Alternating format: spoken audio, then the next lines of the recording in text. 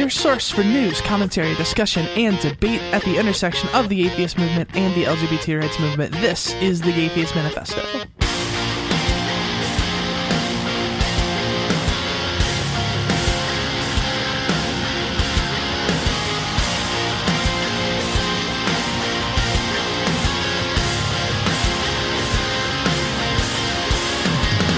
Hello and welcome to the Atheist Manifesto. I am your host, Callie Wright, and we are super effing stoked to be back and making new episodes and blah, blah, blah, and super, super excited. Ari's here. What's going on, Ari? How are things? Yay! I'm glad that you went with a slightly different intro than what you wrote in the document, because what you wrote was joined one more time by my co-host, Ari Stillman. And I'm like, Callie, phrasing. Does this mean this is my last episode? What's going on here? What? It's the final Ari. Oh man. Okay. I definitely didn't mean to imply that, Ari. I love you and I want you to be around for a very, very long time. Forever. You'll never get rid of me. 5 ever. 5 ever. That's right. See, you know internet things. I do know internet things. I'm a millennial. Are you impressed yet?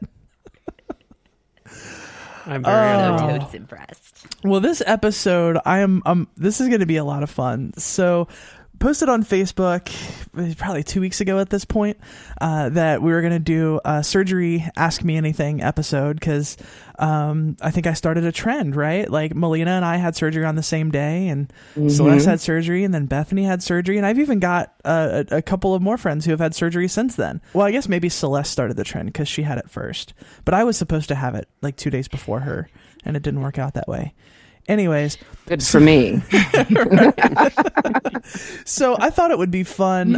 We did a surgery episode months and months and months ago with some folks who had surgery, and the whole idea is that the conversation surrounding trans folks and surgery is always so sensationalized, and when people ask questions, it's always in the context of like, I want to be shocked that someone cut their penis off or cut their boobs off, and like to a lot of people it's this extreme other experience that's just something they could never imagine, and the conversation is very rarely about the idea of how positive the changes in your life can be post-surgery and what it actually does for a person and what the process is like.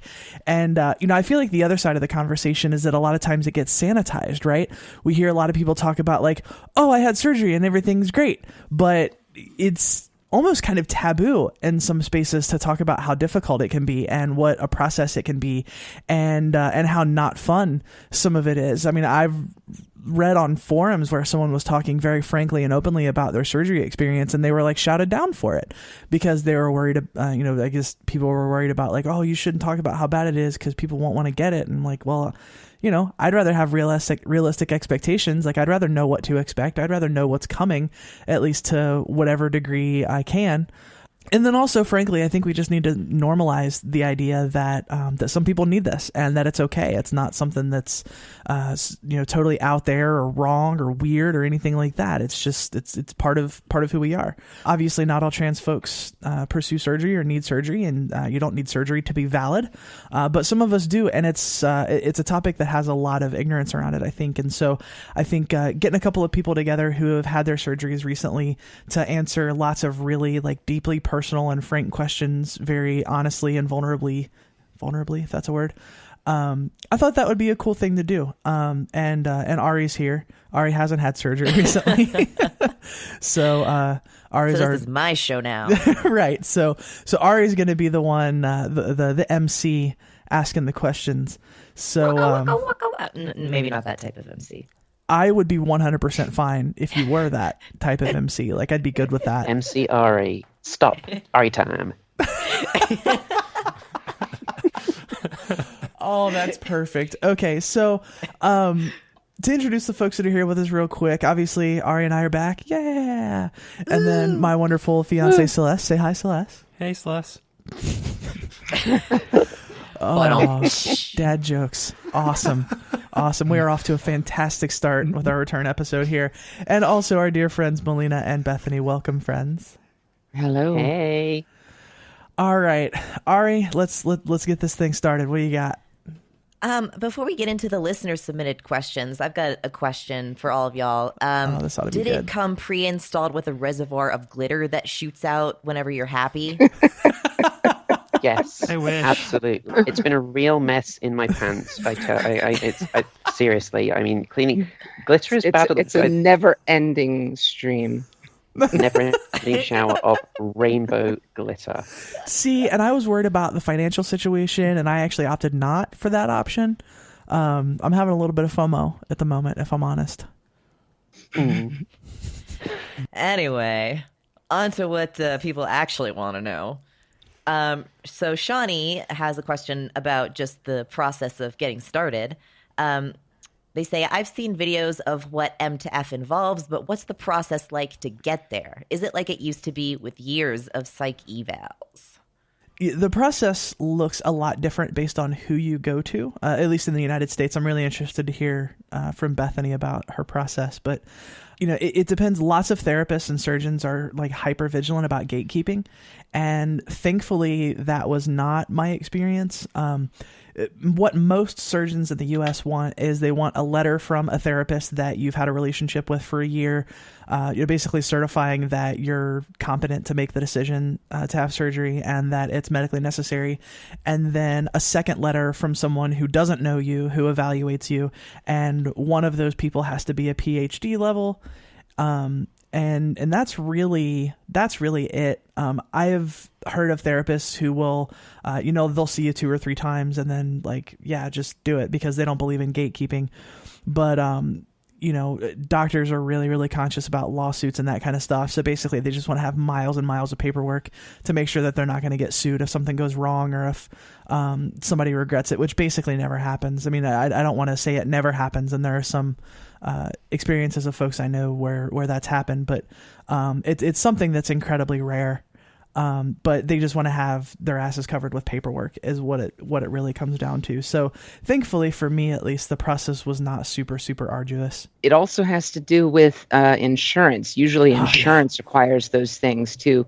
And they usually require the second letter to be at least a master's level. So you've got to have at least one from a PhD and at least one from a master's. 2 from a PhD is arguably better, but those are the minimums. I was lucky enough that I was able to have one of my 2 letters done in-house. I went to the Mayo Clinic, as some might know, and I saw the social worker, who I assume has a PhD in something, but she wrote the first letter, and I'd seen her the first time I went there to start my hormones, and just saw her only like 3 times. Before I went there looking for the surgery itself. My second letter was actually done by a close friend of mine who I've worked with quite a bit in the last year, but never as a patient, who also happens to have a PhD in clinical psychology and her practices surrounding counseling and stuff. So there was a lot of that. I was very lucky because she was able to do this for me last minute because the therapist I had been seeing didn't feel like she was quote unquote qualified because of some misleading assumptions that I'm hoping to learn her out of, but that'll take some time. Yeah. So that was my experience. What about in the motherland, Bethany? How's it go over there? The experience over here is pretty much the same. You do need to be psych evaluated and everything. You do need to see a few therapists. I'm not sure what the actual regulations are. I mean, it was several years that I had to go over. I first saw a therapist about it in 2014. One of the issues, though, I think that we have over here with how long it can take to get there is the fact that there's only 2 places in the UK that now do the surgery. Oh, wow. We are a population of about 64 million people, and obviously not all of us trans. Unfortunately. 64 million trans people. I was going to say, let's move there. That sounds awesome. It can't be perfect. Yeah. There are 2 hospitals that do it now. They're both in England. One of them's at Charing Cross in London, and the other one is at the Nuffield Hospital in Brighton, which is where I went. So basically, I had to go all the way from here in Edinburgh, which is in Scotland, very far in the north of the UK, all the way down to the very southern coast of England to get this done. Celeste, do you have anything to add? Your process and mine were pretty close to the same. About the same.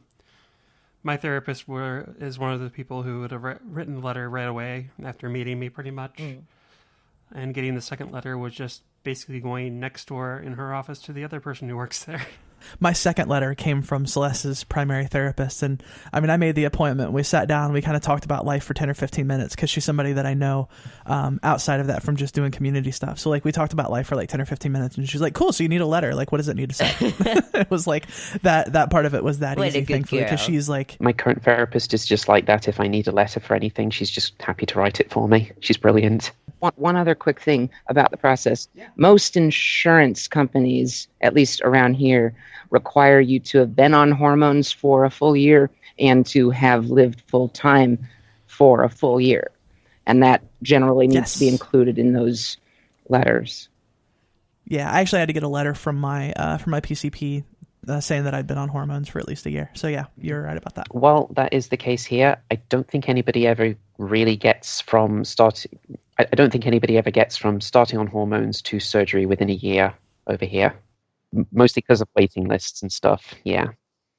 Kristen said, I have a question about the insurance process rather than the surgery itself. How do you get the paperwork rolling on that? What was the out-of-pocket cost? And did you go to the surgeon to file paperwork or did you file the claim yourself? Yeah, and this is where experiences wildly diverge. Yeah. If you're lucky enough to have insurance that covers it, which Celeste and I were, thankfully, to varying degrees.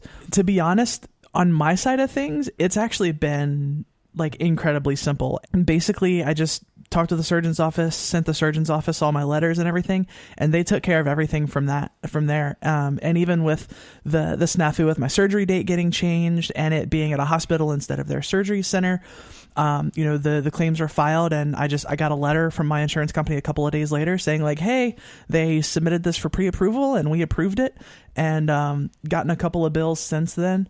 I don't have any problems talking about how much it costs. Obviously, nobody should feel obligated to do that. As of now, I've spent about $1,900 out of pocket on my own, and that's from the hospital and the anesthesiologist. I've not gotten the bill from the actual surgeon yet, so not sure how much that one's going to be. I'm hoping not much because I should be near my max out of pocket for the year, so hopefully it won't be a lot more. But yeah, the paperwork side of things was actually pretty simple for me pre-op. For me, it was also incredibly simple on the insurance side for the most part. I was dealing with a bit of a deadline because I had a very small window of opportunity in my personal schedule where I could get it done. And it was rather close to when I got the consultation to begin with. So I had like 2 months to get everything done. And that was a bit of an issue in terms of trying to get that second letter, which I already went into a little bit. I had the surgery done at the Mayo. I have a long history of being a patient at the Mayo for a variety of things. That's where I go to get my hormones. So they already had that documentation if the insurance needed it. I don't even know because they would have handled it. The social worker there that I met initially that signed off on getting me on hormones the same day that I got hormones. Some of it's just because I had really good people by going through the Mayo. The only issues I had was dealing with getting those letters in time and then worrying about the insurance processing the paperwork fast enough to get me in. Like it was 2 weeks before my surgery that they approved, and I was getting very nervous. Yeah, I actually had a scare of my insurance too because everything looked to be approved for months, and then it comes a week before surgery and I get a rejection. And I had to call them back, and then it's been hell ever since. I think I have $1,500 that I have to pay right now without insurance. So that doesn't go towards my maximum out of pocket because they rejected things for the nursing home that they sent me after the surgery. Yeah, so basically they declined to pay for the place that she had to stay after her surgery as if it weren't medically necessary. You can just float after you're done. After your first night in the surgery center, yeah, just go home. It's fine. Not a big deal. Totally an outpatient procedure, isn't it? How's that socialized healthcare, Bethany? How's that insurance working out for you? Well, that's the thing. I live in Scotland, so the NHS paid for it. We are dirty communists over here who have socialized medicine. And they do deem that this is medically necessary, not cosmetic, not elective. This is something that trans people need. Oh, that is awesome, because I've heard stories not necessarily about, trans-related care, but about other types of care, about, the waiting being so long that people opt to go to a private hospital or a private medical provider, and then the insurance is a little bit more wacky. Yeah, that does happen sometimes. There are private hospitals over here. If you can afford it, if you can afford to pay for health insurance, then you can opt for private healthcare if you want. But everybody over here has access to the National Health Service because it's all paid for with your national insurance contributions, which you pay for in your taxes. But yeah, I mean, private hospitals, because they get paid more, they can afford to do things a little quicker sometimes. But the interesting thing is the hospital that I actually went to is a private hospital, but the procedure was paid for by the NHS. Is it just because there's no public hospital that does it? They just say like, okay, well, you have to go here, so we'll just go ahead and pay for it. Is that the logic? Basically, yeah. So when the first thing I got there, when I was being admitted into the hospital, they gave me this document to sign, and it was just to confirm who's paying for the surgery. And there was a whole bunch of options. I just ticked the box that said NHS. Yeah, my insurance company got billed $80,000 for my four-day hospital stay. Delicious. Yeah. Charlene wanted to ask about the financial cost outside of insurance. She said, how did you get the financial part taken care of? And did the insurance companies help with these? Well, in America, they partially did, but you've got expenses outside of that. Right. Especially for your housing and everything. Yeah, it was really twofold for Celeste and I. Most of the money that we used to pay for everything came from inheritance when my dad died in October. I got some money from that took care of a lot of it, and the fundraiser that Celeste and I did paid for the rest, basically. And it looks like we may have a tiny little bit of money left over after it's all said and done, because just being out there was really expensive. I mean, it cost us $3,000 just for a place to stay for a month. Like San Francisco, that's notoriously expensive. Yeah. Well, and it could have been no. I'm sorry. It cost us $4,000. It was initially going to be $3,000, but the place that we were going to book didn't have air conditioning. And normally I wouldn't care about that. Like if we were just going on vacation or like if we were just going somewhere, I wouldn't really care. But like recovering from major surgery, I figured like that's probably a thing because it's going to get hot. And you want to be as comfortable as possible. Exactly. And we made the right decision, I think. But yeah, for me and Celeste, honestly, it's kind of a confluence of things, having lots of friends who are willing to help us fundraise, and the inheritance that I got when my dad passed away. America, So, greatest country in the yeah. world where you have to beg people in order to afford medical expenses. Right. Yeah, and wait for a relative to die, apparently. Yeah, exactly. Whereas I went a slightly different route because I didn't have any relative die, leaving me money. I actually want to go back just a little bit and talk about the insurance. Like for me, as far as I understand it, the Mayo is charging my insurance like $87,000, and that's like a full package for everything. I was there for 6 whole days. They didn't release me until Sunday. The surgery was on the Monday. And pretty much everything that happened while I was there was all inclusive, and they checked on me like daily. It was just a really wonderful experience. Outside of that, I had friends help me in so many different ways, times. Like Marissa paid for my plane ticket to go north in the first place. I have friends in Atlanta with which I stayed overnight to catch the plane out of Atlanta, because I'm in Florida. I drive up to Atlanta. I stay with my friends there and catch a flight usually in the morning and then fly up there. And I have a whole bunch of friends up there in Rochester, Minnesota, one of which put me up in her place for all up until yesterday or day before yesterday when I finally left. So it was, I was up there for almost 2 full months and staying with my friend Kayla, who It's my Minnesota mom, I call her. So Aw. I'm very thankful for that. I had other friends local up there that helped me out in different ways. Helped me with transportation for additional follow-ups and other procedures that not related that I was having while I was so close to the hospital. And it just, I had other friends pitch in for helping out with some other bills that's needed, other friends that helped my local family. Just friends and friends and friends helped in so many ways. Yeah, Celeste and I had that too. Celeste's mom was out for the first 2.5 weeks, and my mom came out for the last week and a half that we were there. So that was huge. Just having, obviously we wouldn't have been able to take care of ourselves on our own, but having our moms out there was a big deal. And also big shout out to my friend Megan, who initially just messaged the page and said, "Hey, you're going to be in San Francisco. I live in San Francisco. We should meet up and hang out." And I'm like, "Yeah, of course." I always love meeting up with and hanging out with people. But she ended up being a really good support too, because Celeste was home, and Celeste's mom couldn't exactly spend the entire 4 days at the hospital with me because Celeste was home and she needed to be taken care of. And so I spent a lot of time in the hospital alone, which wasn't the end of the world, it turns out, because Dilaudid makes me really sleepy and I just slept most of the time. But my friend Megan was 100% "Hey, if you need me there, cool. If you just need emotional support on Facebook, that's cool," or whatever. She was very awesome, and I very much appreciated having her around, even though we literally met the day before my surgery. But she turned out to be really cool, and I'm somebody who I'm really, really thankful for. So.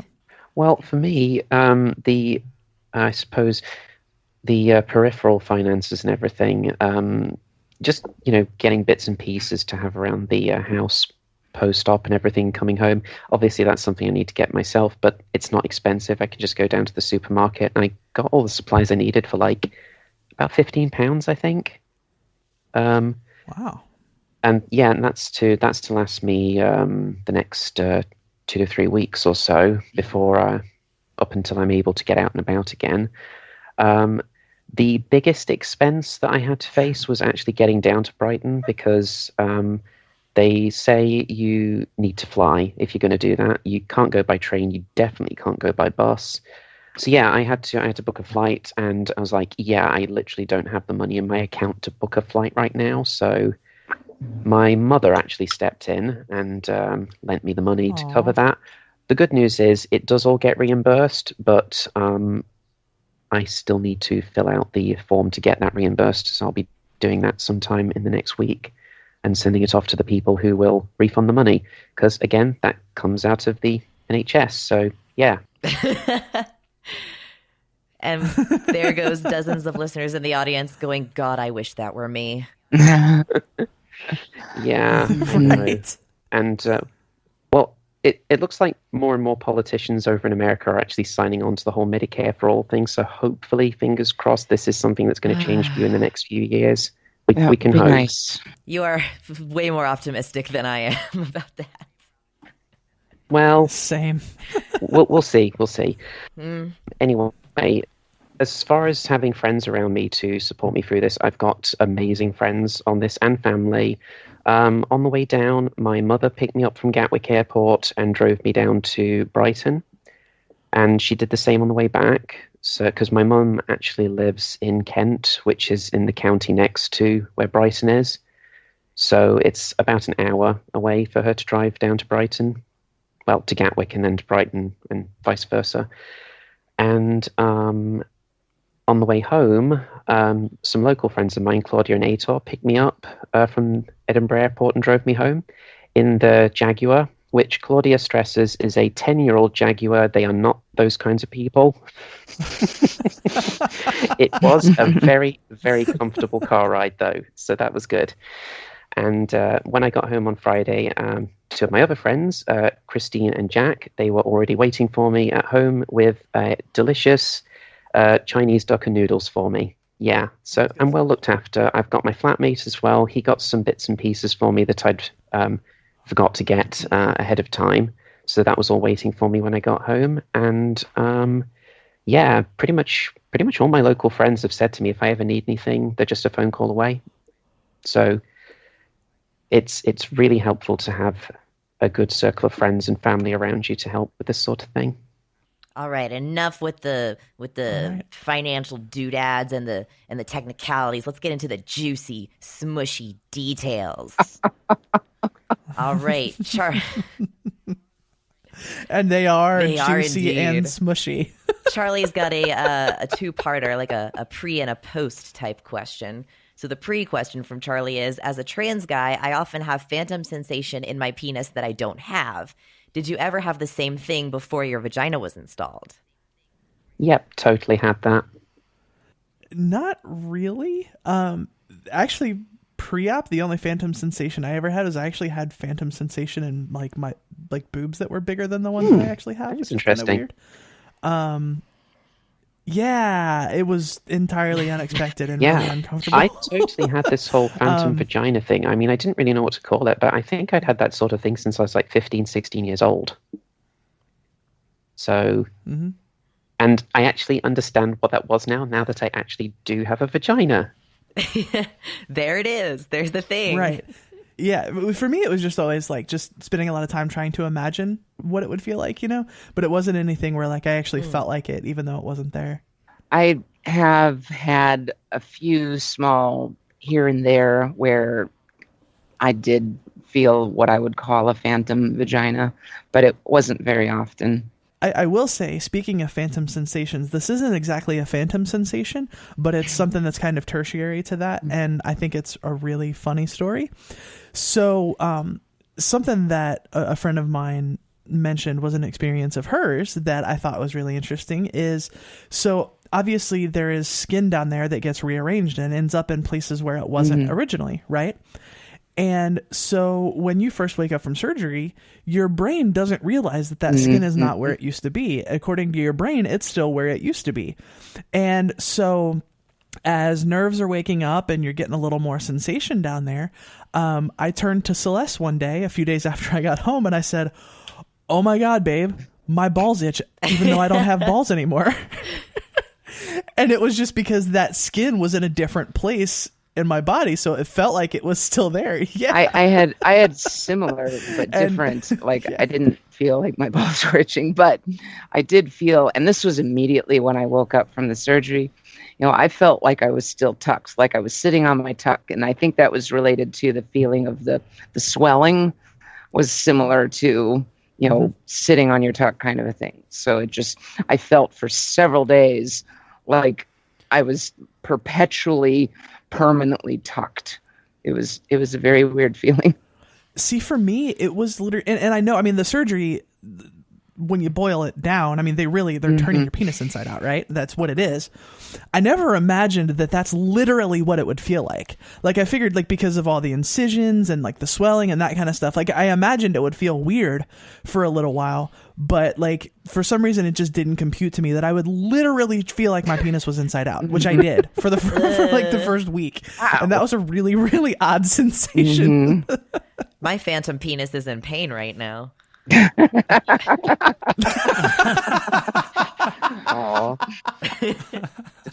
Celeste, do you have anything to add there? Thinking about it, I guess I've experienced phantom vagina in the past. I never really thought about that, but thinking about it now, it might have been.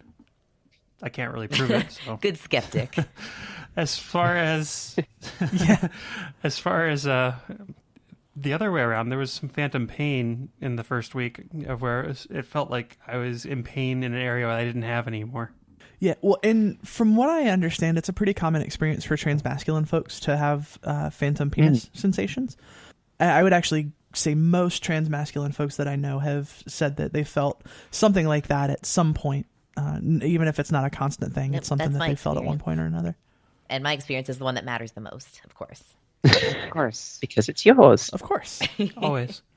Charlie's other question about after the process, he said, whenever I wear my prosthetic, it took a long time to not want to mess with it all the time. Do you have a frequent urge to touch what you've got going on down there just because it's new and exciting?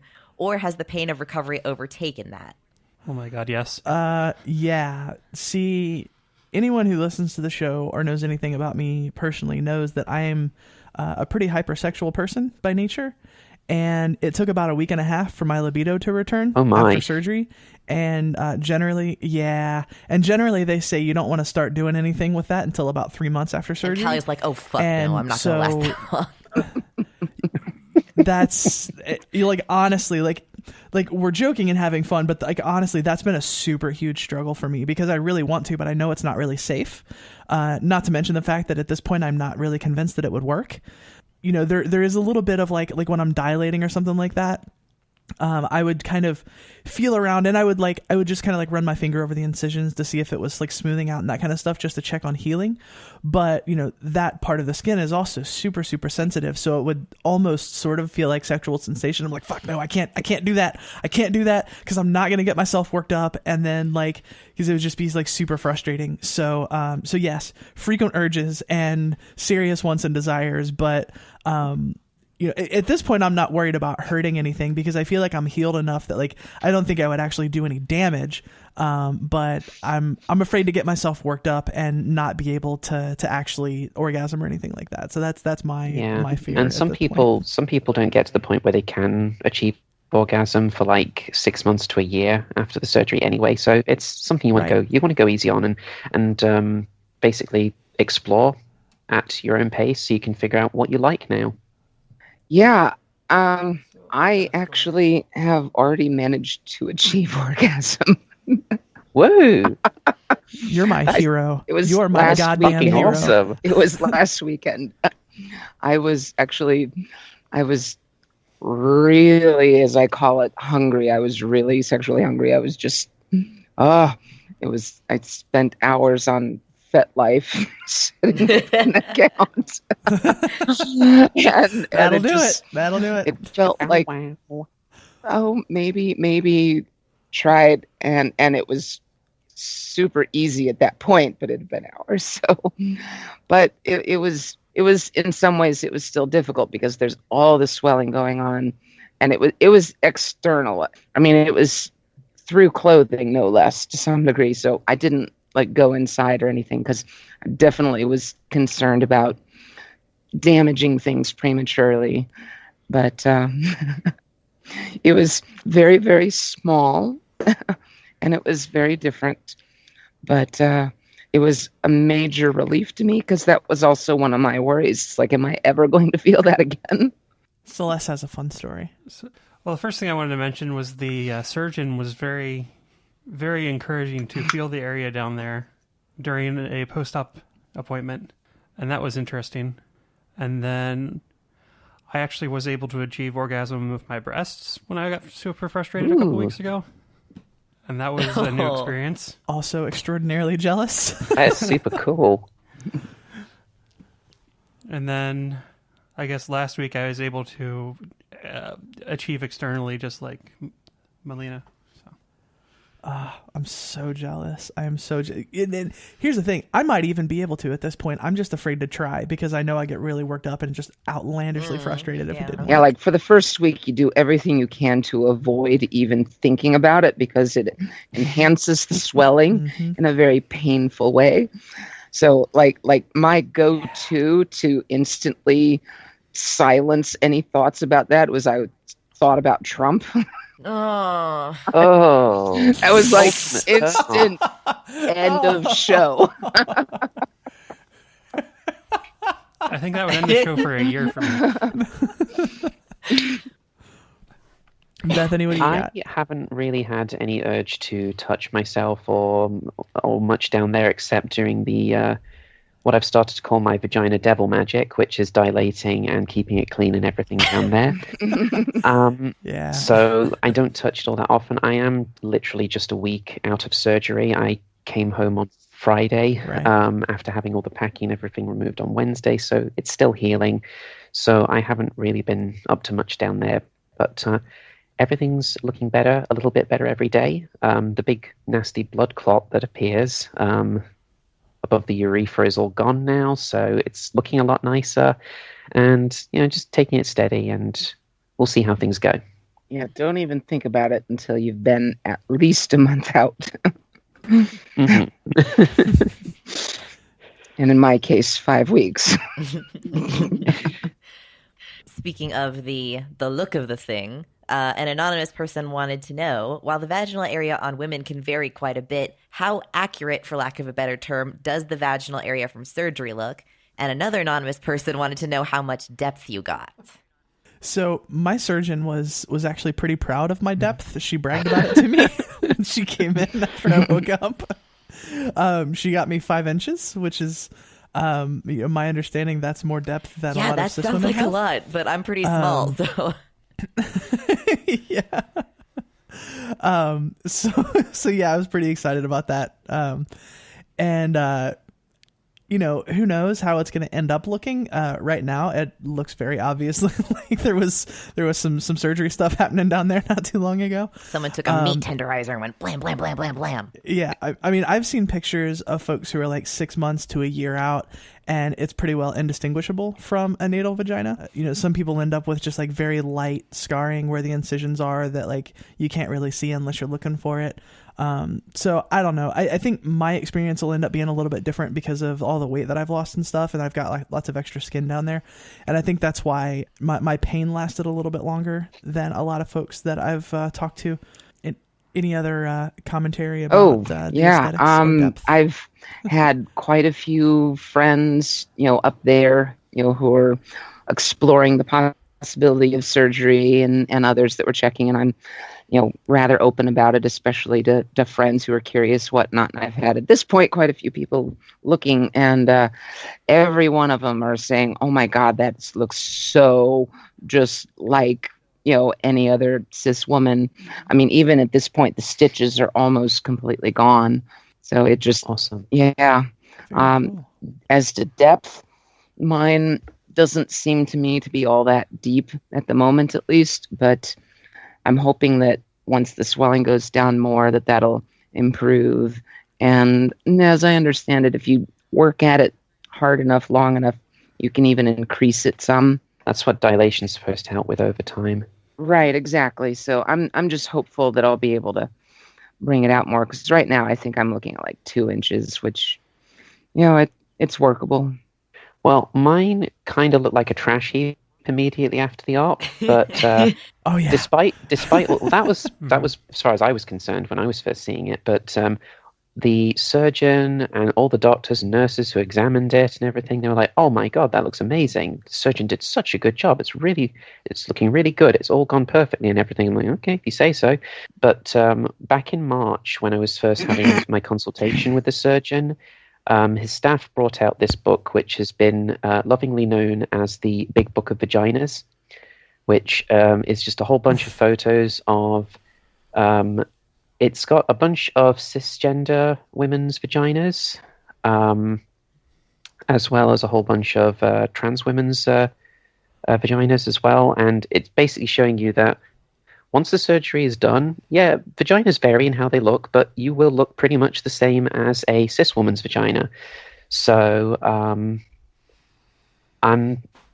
I think since everything went according to plan and there weren't any complications during my surgery, I can look forward to having a pretty standard looking one once everything's settled down there.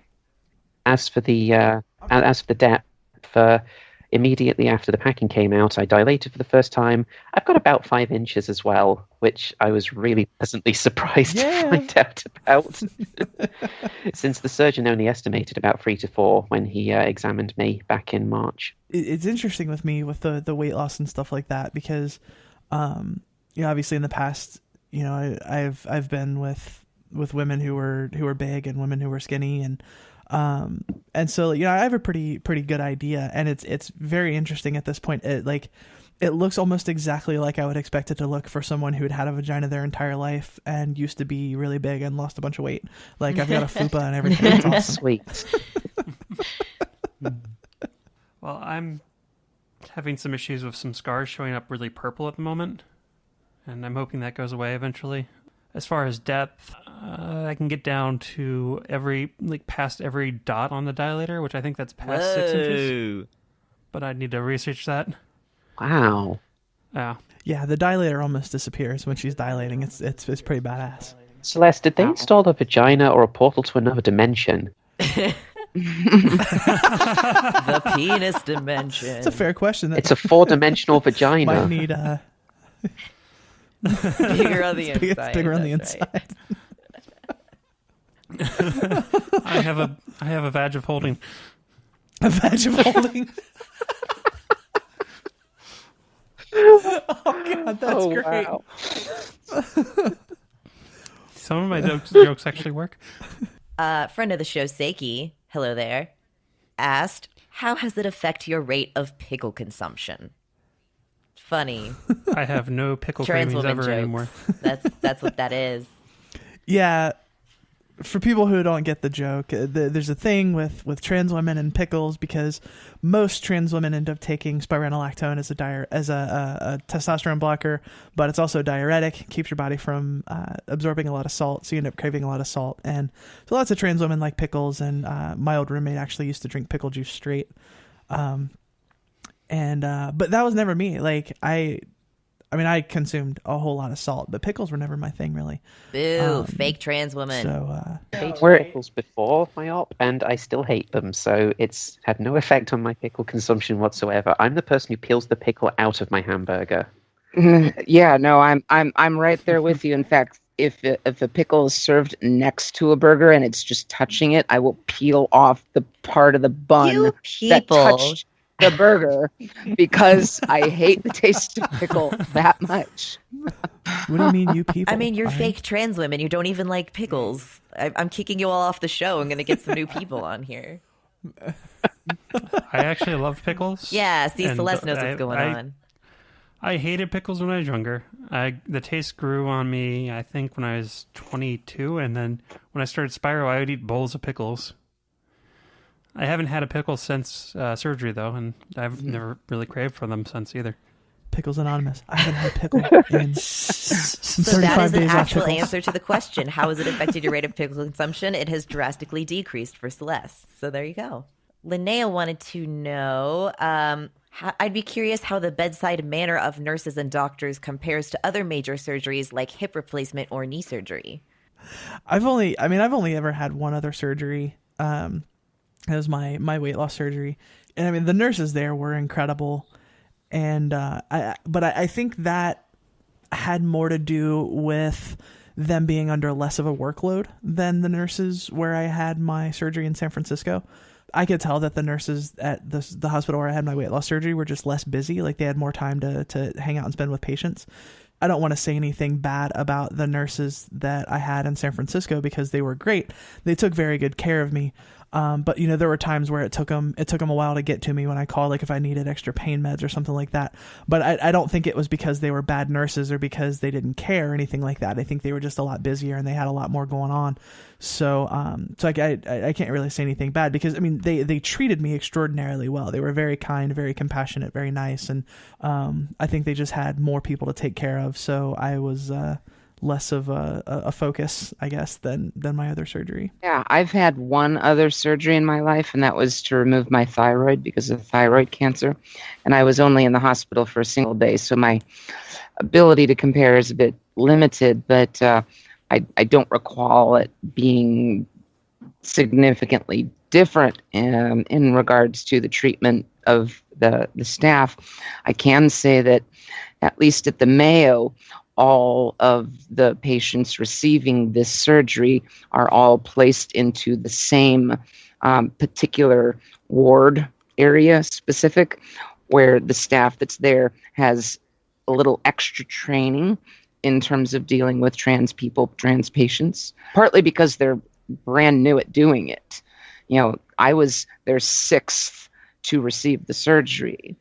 And while that might be something that might be questionable anywhere else, I'm of the opinion that Mayo only hires the best, trains the best, and on their worst day, they're better than average. You know, they were all great, wonderful.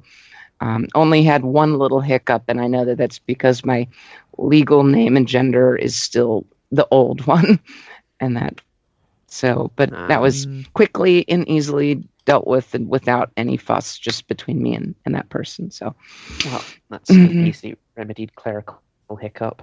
yeah. Well, I get my name changed this coming Friday. Fantastic. Yeah.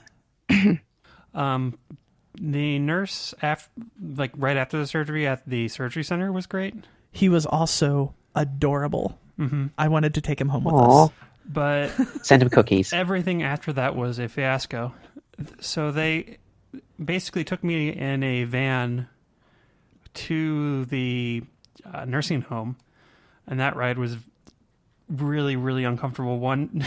Not even 24 hours after surgery, being driven on all these hilly roads in California to this place. We get there, and they don't have a room ready for me. And so they move me into this shared room that actually ended up working out better because Callie just took the second bed. But the nurses there, the nurse from the company that the surgeon hired was actually great. But the nurses at the nursing home were pretty awful, honestly. I forget which day it was, but one of them came in to wake me up for breakfast, and they jerked the bed up. And I was just in pain for a good hour after that. Oh, you were done for the rest of the day after that. I barely remember. Yeah. Yeah. And I was half asleep when it happened, so like I didn't have the chance to stop it, and I kind of feel bad about that. But yeah, it was weird how they did it. So basically, they hire a nurse from a nursing agency. So Celeste had her own personal nurse there for like actual nursing care. But as far as like dealing with like medications and food and that kind of stuff, because the person that brought the food in, I don't think was a nurse. I think they were a patient care assistant, I think. So like the nurses that they hired from the nursing agency were actually awesome. There was one who kind of was a little overbearing, but she was a great nurse. I just wish sometimes like, okay, it's cool. It's late at night. I know you want to talk to us and you want to be affirming and supportive, but we're really just trying to sleep, so please leave. Yeah, had that bit myself with some of them. But yeah, well, and there was one nurse named Tom. He was amazing. He was one of those people who's like, he loved being a nurse, but he hated dealing with the system. And he was always like trying to figure ways around things and like getting extra pain meds just in case she needed them. So he didn't have to like go ask the nurse that was like holding onto the meds. And like at first, the way that he talked, he seemed like he was pretty aloof. Like he didn't really seem like he knew what he was doing. It seemed really scatterbrained and stuff. But like it turned out he was probably the brightest part of the whole experience. And like I really want to like find his address and send him a thank you just from you card or describing something. that, I've just got the idea in my head of a movie, like a parody of that of those cop movies where you've got the policeman who's all like, oh, the system doesn't work, so I'm going to do it my way. But instead it's a nurse who's going to do it his way. And That's literally it. It's like that, and he's a cartoon and it character. It needs to have a trailer with the whole "in a world" thing at the start. A loose Yes. cannon nurse who doesn't play by the rules. But, yeah, Exactly. In short, I barely remember. I barely remember the nursing home because it was such a bad experience. Oh. Well, I mean, also I think being in lots of pain and being on lots of that drugs probably had a lot to do with it too. That too. Because my hospital experience was relatively good, and I still don't remember most of it just because I was sleeping most of the time. I pretty much remember everything from when I was conscious again, from last Friday afternoon. So I seem to have had a really different experience in my recovery. I've had almost no pain, and any pain I have had has been easily dealt with the painkillers they've given me. And it's just, I'm amazed everything's gone so smoothly because when you and Celeste were going through your surgeries, Callie, and you're reporting all the little hiccups and everything and the pain and everything, I was like, I've got all this to look forward to. But actually going through... So Yeah. I suppose in some ways I need to thank you for setting my expectations so low that it was easy for them to overcome it. That's awesome. Yeah, I mean, absolutely the worst pain I've ever felt in my life at different points throughout. And I mean, the painkillers helped a whole lot, but yeah, there was just lots of things in particular that were just like, I mean, it was just terrible. I mean, dilating was, and I'm not exaggerating when I say it was traumatically painful, because like I would start to get nervous and shake and start to cry when it got time to close to dilating. And like when I would see my dilator or see Celeste's dilator, I would start to I would immediately like get nervous, and like fight or flight response would kick in. Yep, exactly. Thankfully, that's well past. Dilating's barely uncomfortable now, thankfully. She was also aiming wrong. Yes, I had Stormtrooper. Well, I guess I should go ahead and tell that story then. Okay, so I think this was 3 days after I came home from the hospital. Or no, it was 3 days after the post-op appointment. When they take all the packing out and they show you how to dilate and that kind of stuff. And it had been going relatively well. And the thing is, you don't really know your anatomy down there because it's like a week old. So when I went to put my dilator in, I'd have to kind of feel around for a second to feel exactly where it would go. And I would put it like a little bit higher than I think it would go, and then just kind of work down until I felt it go in. And that hadn't been a problem until one day I put the dilator in, and when I took it out, I felt a little bit of warm stuff come out, which was not unusual because I was using a lot of lube. So like I kind of thought that's what it was. And then I reached down to clean myself up. Right. And I reached down with a wipe to clean myself up, and it comes back completely and utterly soaked in blood. And I'm like, oh, that's bad. So I reach down for a second one, and it happens again and again and again. And I'm like, something's wrong. Something's wrong. Mom, Celeste, something's wrong. And so immediately we're freaking out. And eventually, like, we end up calling 911. I took a trip to the ER. That was, oh God, that was miserable. Long story short, come to find out, I was hitting my urethra, and it was making the stitching around there bleed. Only Imperial stormtroopers are so precise. Exactly. Actually, though, I did mention this to one of the nurses. Obviously, not naming any names, but I just mentioned that a friend of mine had this problem, and the nurse was like, "Oh, yes, this actually happens to a few people, so you're not alone." Well, yeah, and that's. Eventually I figured out that in the grand scheme of things, I didn't even really lose that much blood. It was like 2 or 3% of my entire blood volume, right? But it's still, it just looked scary as shit. Yeah, I can imagine. That much blood coming out. It's going to be horrifying. Yeah, and when I was talking to the nurses, they just seemed so unconcerned. And I'm like, you don't know what's going on here. And they're like, listen, like, as long as you can easily get the bleeding under control, then there's not a problem. And I'm like, in my head, that makes sense. But in my brain, it does not make sense. Because the next day, I still hadn't really put 2 and 2 together as to what exactly happened. I thought maybe I just popped a stitch or something. And they were like, yeah, you can try to dilate again. And so I did it again, and I bled again. Thankfully, like, old hat at this point. So I just, put a lot of pressure on it, got the bleeding under control. There was no hospital trip or anything like that. But I was so frustrated. And then eventually they were like, okay, like, cause this was a Sunday, and they were like, yeah, we'll be in the office early tomorrow. If you want to come in, like, we'll take a look. And like, they were like, yeah, bring your dilator. And as soon as I started to put my dilator in, they were like, yep, you're aiming for your urethra. That's the problem. I'm like, shit, it was my fault the entire time.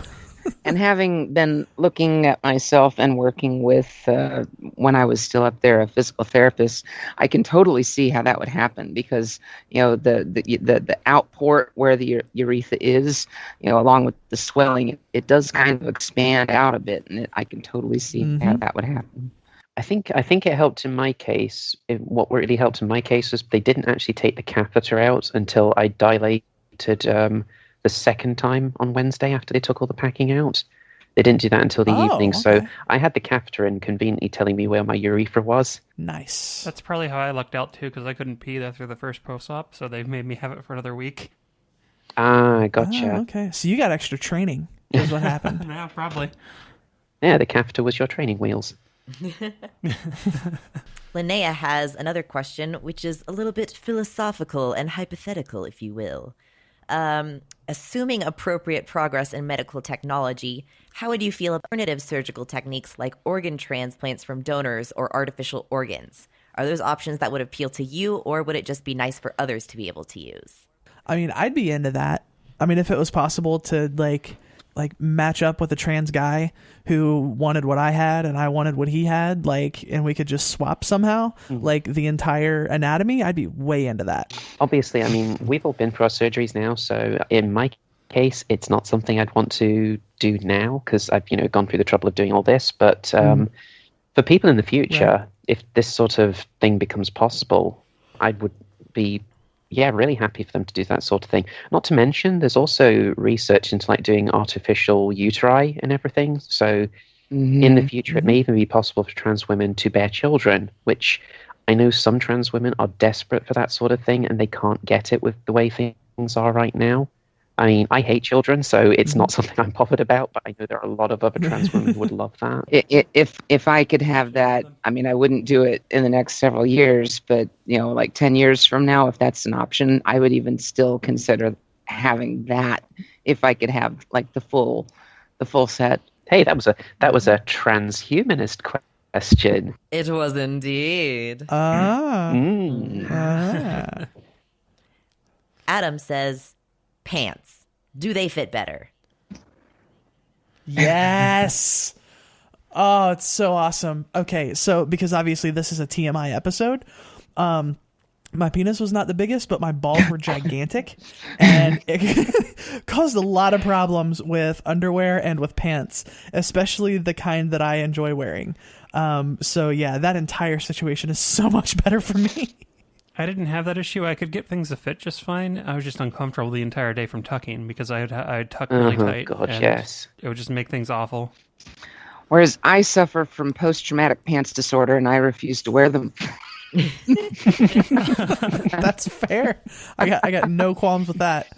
Well, right now, most of my tight-fitting pants or trousers, as we call them, are jeans, and I'm not allowed to wear those for the next few weeks. I'm not allowed to wear anything tight-fitting, so I'm basically wearing tracksuit bottoms at the moment, which are not a good look, but hey, they're comfortable and they'll do for the recovery. My favorite dress, however, oh my God, wearing that is amazing now, because one of the things that always bothered me about that dress was I had to tuck with it, and now I don't. Never again. Oh, it's so Have good. any of y'all tried a bathing suit on yet? Not yet. It's still too early for not me, yet. but I will be doing that. I would love to go swimming as soon as I'm able to. I tried one on a couple days ago and it felt so great. See, the last time I went swimming was last November. I went to Center Parcs with some of my closest friends last November. Unfortunately, it was the same week that Trump got elected. So that kind of put a stain on the holiday. But it was the first time I've been swimming since I was 14 years old. So we're basically talking more than half a lifetime without swimming because of the whole body issues and everything. I didn't want to get naked around people, or mostly naked around people. But I got myself this really nice swimsuit that basically has a sort of skirt around it. So I didn't have to worry about tucking or anything coming loose while I was in the pool. But the whole time I was there, I was worried that, well, it's all wet and everything. Is it not like going to stick down there and people are going to see things I don't want them to see? So it made this whole swimming less comfortable than I would have liked. So being able to wear a swimsuit that doesn't need that, I'm really looking forward to. Mm-hmm. Yeah, I didn't swim for a while for that exact reason. Thankfully, the college that Celeste went to and now works at, they actually do an inclusive swim night, like and it's basically just a bunch of queer and trans folks swimming. So like I was a whole lot less self-conscious. So basically I just swim in like a tank top and gym shorts, and nobody really thought anything of it, and that was really, really nice. But I actually do really like once I'm able, because my surgeon told me that we're not supposed to swim for 3 months after, so basically I have to wait until the end of And October. even longer if you want to swim in the sea. Yeah, and so thankfully the gym that I work out at, which is the campus rec on that, like they have a pool that I have full access to, and like I've always kind of wanted to make swimming like a part of my exercise routine, and I only really felt comfortable before, like, you know, at that inclusive swim night, and I feel like now I'll be able to actually go and just like swim and just maybe feel like I'm blending, like no one's paying super close attention to me, like I'm just another chick in a bathing suit, and that's fine. So I'm really, really looking forward to that, because I love swimming, and it's just not really a thing I've been able to do a lot of. My surgeon actually told me I'm not even allowed to have a bath until 3 months. So Bath? Wow. yeah, not even a That's bath. extreme. Yeah, it's it's got to be running water, no standing water of any sort until 3 months. So me trying on the bathing suit was literally just trying on the bathing suit. Right.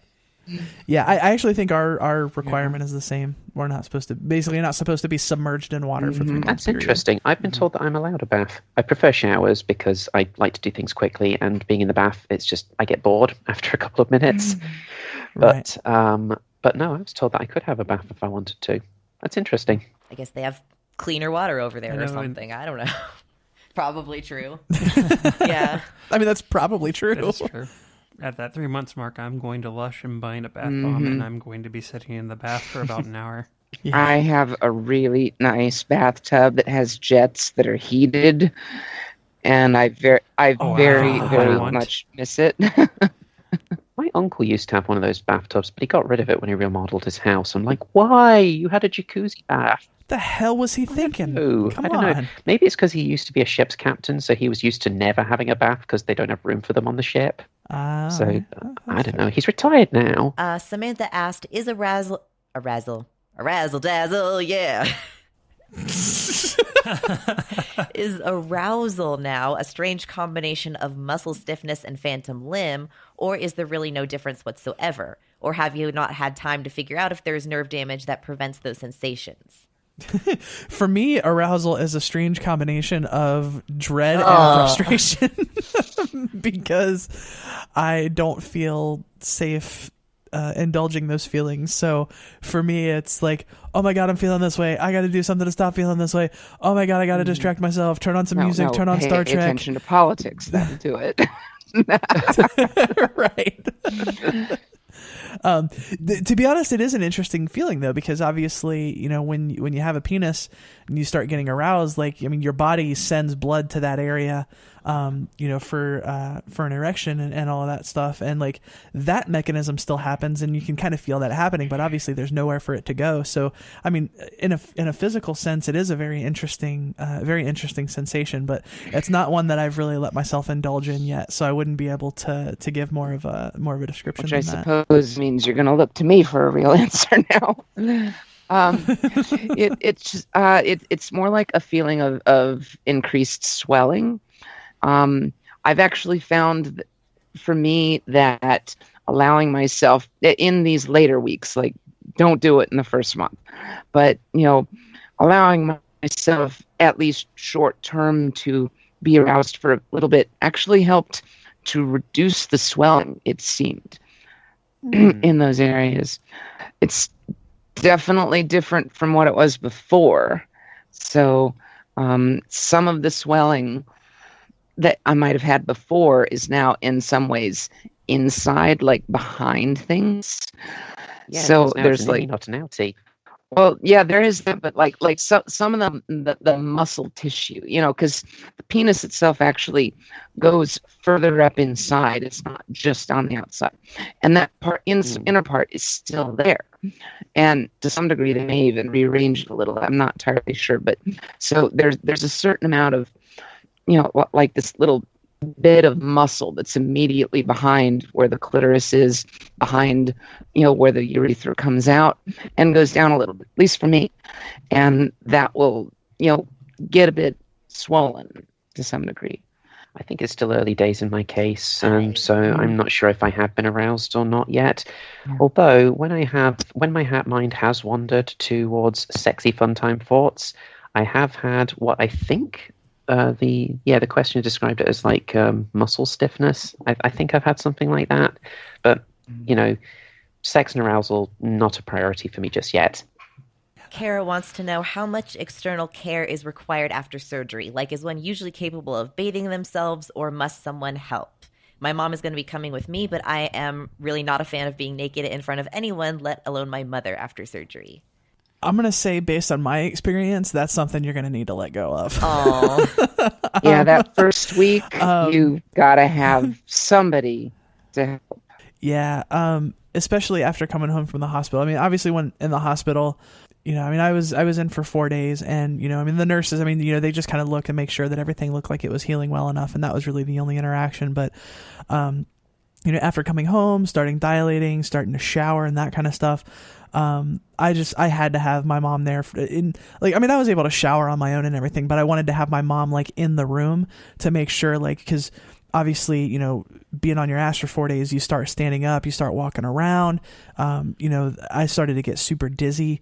And so like I wanted my mom in there just in case I needed help with that kind of stuff. And even, I mean, the first shower after surgery was glorious. Like I thought I knew what the word glorious meant, and I was wrong, because it was incredible. But towards the end, I started to get super dizzy, and I got so dizzy to the point where like things started sparkling in my vision. Ooh. Like that's how dizzy I was. And so like I needed her to like, I was like, just like, let me hold onto your shoulder for balance while we like get to the couch real fast so I can lay down.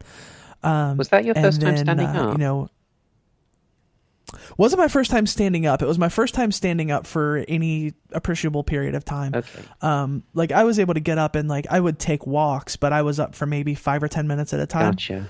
And of course, you wanted a nice long shower. Exactly. Mm-hmm. Just, you know, doing my hair real nice and everything like that. And so that was probably more of like a 30-minute trip. And yeah, I just started getting really dizzy, and I was like, I need to dry off really fast and get the hell to the couch before I pass out. And I mean, and as soon as I sat back down on the couch, I was 100% fine again. It was really weird it was just like flipping a switch. It was weird. And especially with dilating and stuff like that, you know, at least, you know, for me, I needed help with basically everything. And you know, like bending over and moving around to put pants on, even loose pants, I was just not into that. So like, I mean, I walked around for 2 or 3 weeks after surgery with nothing but like mesh underwear on, and a shirt, you know, and I guess that's more of an individual comfort thing. I mean, I could have put on loose pants if I wanted to, but like even with pads on and stuff, there's like bleeding and stuff like that happens that a pad may not catch. And I even had like those incontinence like underpads that you get like on the couch, and I would still like get stuff on those. So like it didn't make a lot of sense to wear pants from that angle either. So yeah, definitely spent a lot of time naked in front of both Celeste's mom and my mom. And not something that I'm like super comfortable with, but you know, at that point, between the pain and between being so exhausted and stuff like that, like I was pretty easily able to let go of those hang-ups. Yeah, there's a certain amount of pride you need to let go of to get through this.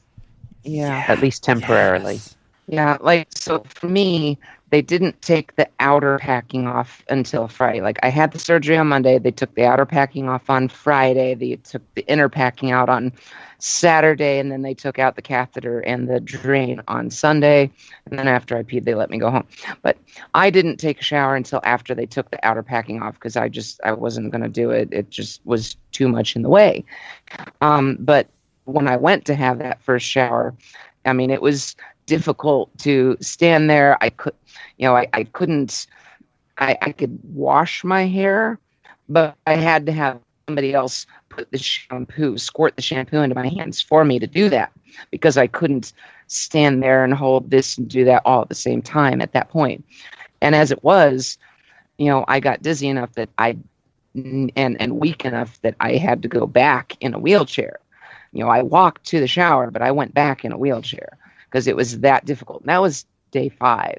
You know, but once I was released and got home, which was late on Sunday, I was doing well enough at that point that I was able to do showers more or less on my own and not worry about. But as the whole time I was at the hospital for the whole 6 days, whenever I went to the shower, I had somebody go with me. You know, it was the CRN or whatever, the assistants, the nurse assistants.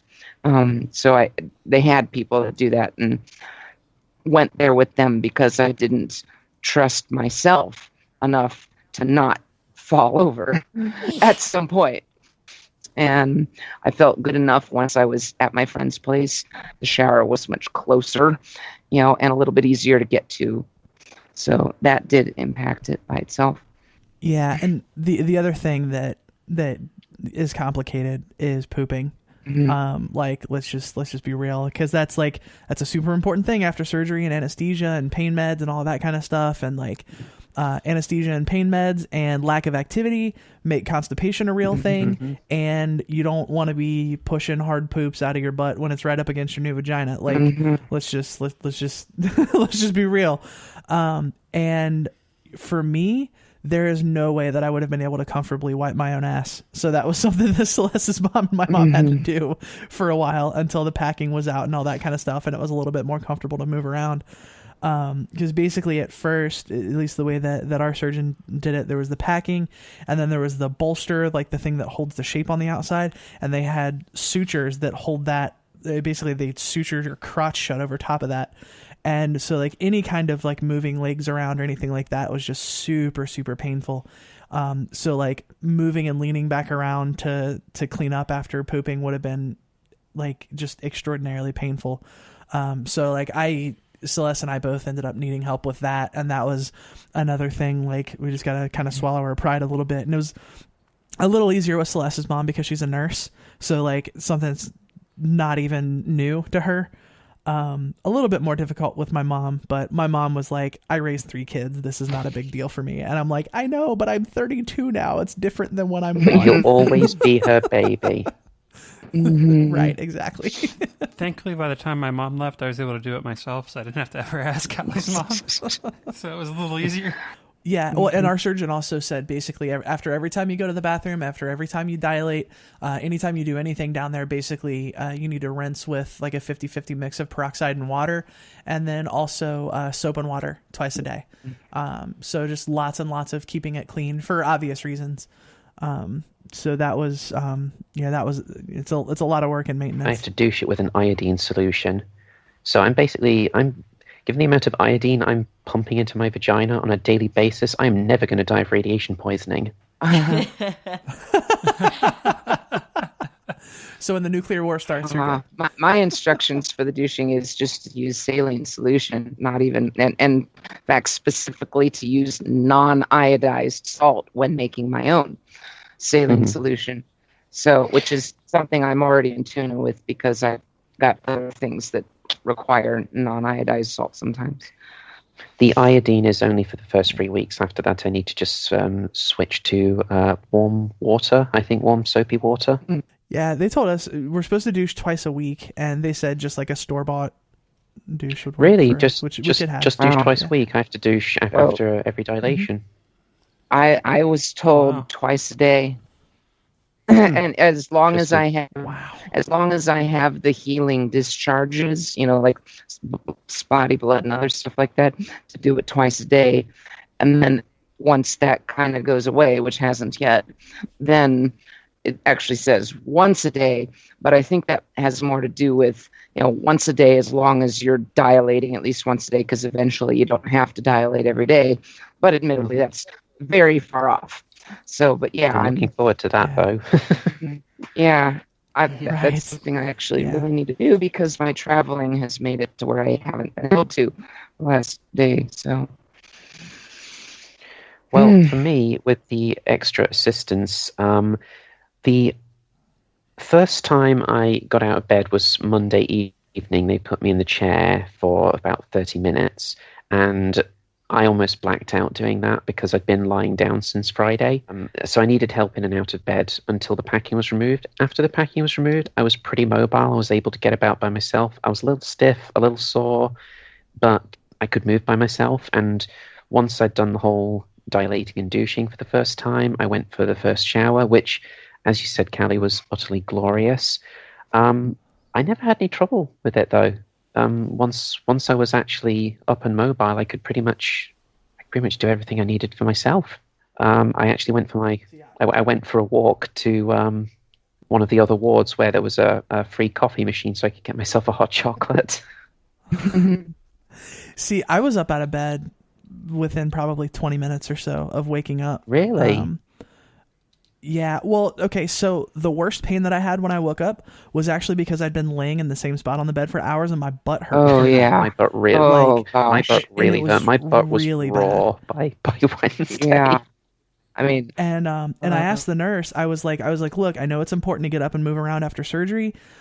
So like, and I'm not trying to run a marathon or anything like that, but I feel like it would do a lot for my pain right now if I was able to just stand up. If I could just stand up and stand next to the bed for a couple of minutes. And the nurse checked the notes real quick and was like, yeah, they want you up and moving around as soon as you feel like you're okay with it. So it's like, as long as you feel like you can handle it.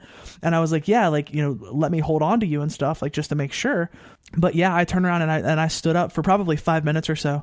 Like I said, it was probably within 20 minutes or so of waking up, and I mean, just sweet effing relief. Oh my God, it was so great. I wasn't allowed to get out of bed or stand until Monday, but one thing that they did let me do on the Saturday was, because I'd been lying on my back since I woke up in recovery on the Friday, and I was like, yeah, I didn't sleep well at all last night because I don't usually sleep on my back. I usually sleep on my side. And they checked everything, and they were like, well, all the packing and everything down there looks fine. Doesn't look as if there's been any bleeding since the surgery. So yeah, we'll just stick a pillow between your legs and you can roll onto your side. And the first night, I needed nurses to help me with that, but after that, they're like, if you're comfortable rolling over onto your side by yourself, you can do. Just make sure you've got a pillow between your legs to help avoid it being too uncomfortable. And it was fine. Yeah, basically they told me to get up and walk around, like, as much as I felt comfortable. They weren't like pushing me like, you need to get up now, you need to go do this, but they were like, it's important for recovery if you feel like you can, to go ahead and do it. And so what I did, the first day I didn't really get up at all, but the second, third, and fourth days, basically I got up and took a walk for probably 5 or 10 minutes each time after I ate. And I do feel like that helped a lot, because I always felt a little better. Just, I mean, getting some circulation going, getting up, change of scenery and that kind of stuff. I think it helped a lot psychologically as well as physically. Yeah. On the Tuesday, they had me sat in the chair for 30 minutes, once in the morning and once in the evening. And I think it did help, because it was, I can actually see out the window again. Right. See that glorious view over the sea. The first thing that I did when I woke up was I basically rolled onto my side just to get off that horrible pain in the back. But I mean, they do a big push for all surgery patients, at least at the Mayo, to try to get up and walk around the very first night. And I definitely, I understood and I kind of wanted to, but I could tell that I wasn't capable of it yet. But I did the very next morning. And, when I did, it's this circular kind of a ward, so you can kind of walk around the desk. And I used this little rolling podium thing that they have just to help, to stabilize you. And I did that. And apparently most patients, when they do go for a walk, they walk around once, maybe 2, at most 3 times. And I did it for a dozen, just to stay on my feet and not be on my back, because it hurt that much. And that was my motive. I did that. I don't know if I did it more than once that day, but I definitely did it, whenever I felt like, okay, I kind of want to get up. And I did it definitely more than once a day. Well, the one thing that I have been told as far as the care going forward is I'm not allowed to carry more than the weight of 2 bags of sugar. So if I need any heavy lifting doing, I've got to get either my flatmate or friends to do it for me, which means I can't do things like take the recycling or the trash out. And when I was at the airport, I needed the special assistance on the way back. So I technically could have walked, but they put me in a wheelchair anyway, and had somebody else. My mum was. She, as I said earlier, she took me to the airport, and she was carrying my luggage for me until I checked my main suitcase in, and then my laptop bag. The airport staff carried that for me. The only problem with that was I had to wait on the plane in Edinburgh for the staff to show up, because Edinburgh Airport is a much smaller airport than Gatwick, which is one of the 2 big London airports.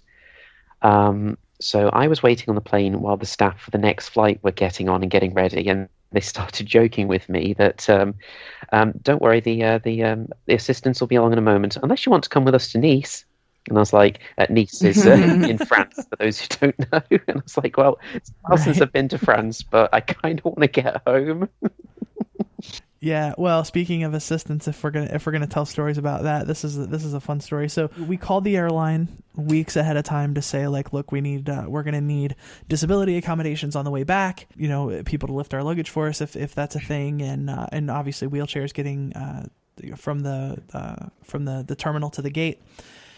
And that, that part of things was no problem. We got our luggage and stuff. And I mean, obviously, like, I was able to roll my bag because that's not, that's not really lifting. They got us into the wheelchairs and took us through security. And the attendant, so Celeste and my mom both got TSA pre-check just randomly. So they went separately than me. And the attendant that was pushing my wheelchair said, "Are you able to get up and walk through the body scanner?" She said, "You don't have to. If you can't, that's okay." And in my head, I'm thinking, if I say no, that's probably going to cause more problems, because they want everyone to go through the body scanner, right?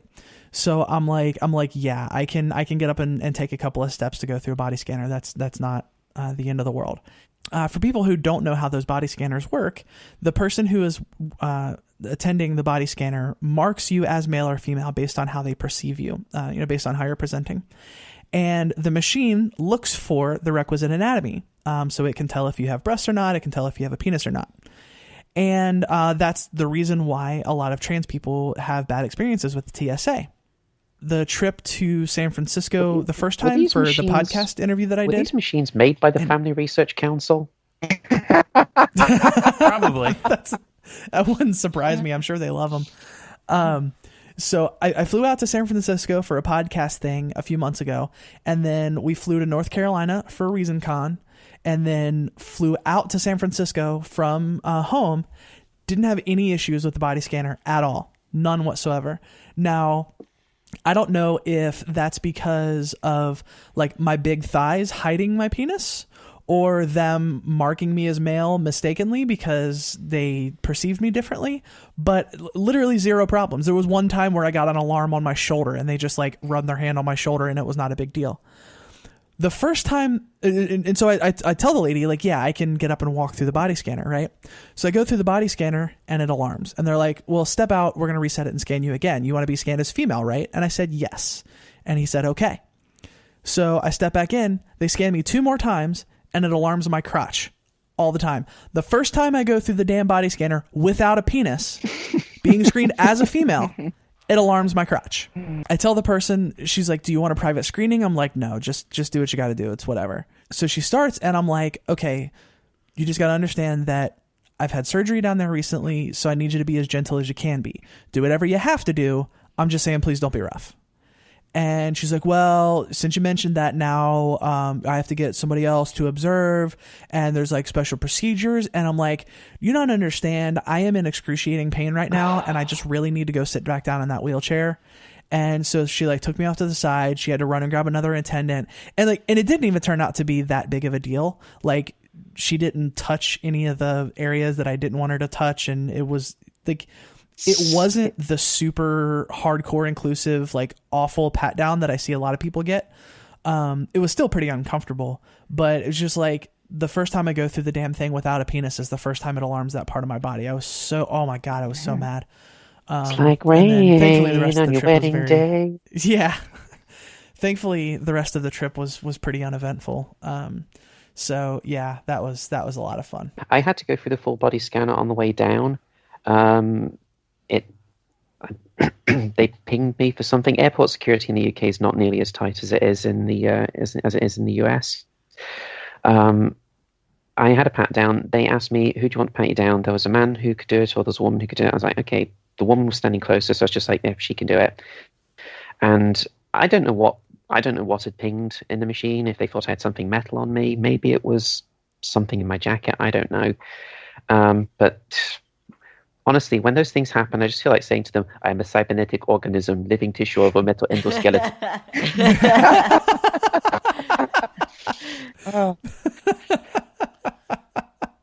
We have several questions from Bethany. Her first one is, if you were talking to someone who was considering this option, what's the one thing you wish someone would have told you beforehand?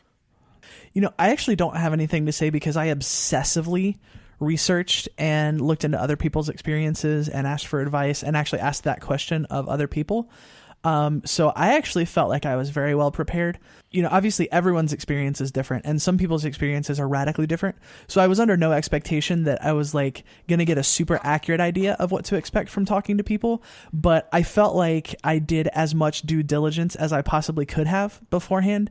And I felt like I had very realistic expectations set for me by all the things that I learned. So I'm not sure that I really have an answer to that question, aside from to say that, if it's something that's worrying, I would say just find as many people as you can who are willing to talk about it and listen, because there's a super wide variety of experience, and which is the reason why we have so many people on this show, because I thought it would be interesting to get a wide variety of experiences. I would like to have been told that everyone who was telling me when I was trying to pee at that first week of post-op was just to relax. And now that I've figured out how to actually pee, I would have liked to be, you actually have to get the stream started before you relax anything, or else nothing's going to happen. Fair. For me, has to do with the angle of the vaginal canal, at least for me. And I don't know about you ladies, but it seems to me that it goes, as opposed to up and in, it kind of goes towards the back. And I've asked another friend of mine who had her surgery in December, does this change angles after all the swelling goes down? And she said, yes, it does. So now I'm not at the point where I can verify that will happen for me, but that's something I wish I'd known more about. And actually, now that I think about it, I think, and this is something that's not always possible. Mm-hmm. Celeste and I made our decision on the surgeon that we went to based on a few positive reviews online, and then obviously like talking with the surgeon and getting to know her and her philosophy and that kind of stuff. But the problem is there just plain aren't a ton of people online getting super detailed about their experiences with particular surgeons.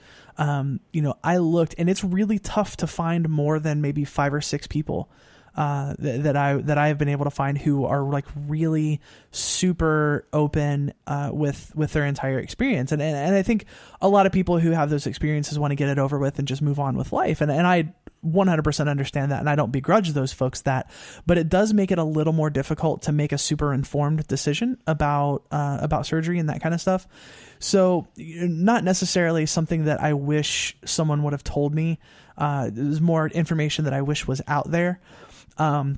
Because honestly, knowing what I know now, I may have waited to go to a different surgeon, not because I'm unhappy with the surgical results. I actually think our surgeon was fantastic, and I'm very happy with the physical outcome of the results. But the logistics and the administrative side of the office that we dealt with, that was a nightmare. And I might have opted to go with a different surgeon if I would have known that was stuff we were going to have to deal with, because there was a lot of stress surrounding that. So I'm happy with our surgeon as a person and like as our actual surgical results.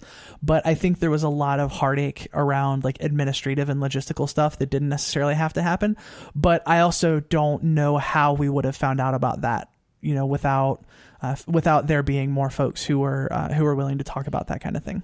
I think the advice that I would give to somebody going forward, and I wish somebody had told me beforehand, was when the hospital or wherever you're going gives you all the information that you need to know about it ahead of time, make sure you check it all well in advance. Don't leave preparation to the last minute. I thought I'd been on top of everything until basically last Wednesday, when I was just having a last look at the information to make sure I had everything I needed. And I saw this whole list of things I hadn't got. And this was at like 8 o'clock in the evening. I was flying the next afternoon. I was like, oh shit, I'm going to have to go to the supermarket and grab a bunch of this stuff. And there was one thing on the list that I wasn't able to get, which was a baby changing mat to do all the dilating on. And oh yeah, Oh, basically by the way, I got... Yeah, you could use the pee pads that are for like dogs and cats. Those work really well. And they're super cheap. That's what Celeste and I use. Yeah. pee pads, eh? I might see about getting one of those because the problem with the baby changing mat is it's really padded, and my bed is not exactly the hardest bed, so it all flexes and bends and stuff. And when I'm trying to angle the mirror to see what I'm doing, it's really difficult to do. I'm like doing some weird yoga positions with my feet and everything to try and angle the mirror. I've just got to the point now where I just hold the mirror in my hand because I just can't get it to sit properly on the bed. Well, the nice thing about the pee pads is that if you get it, dirty, you can throw it away and get another one because they're so cheap. Right.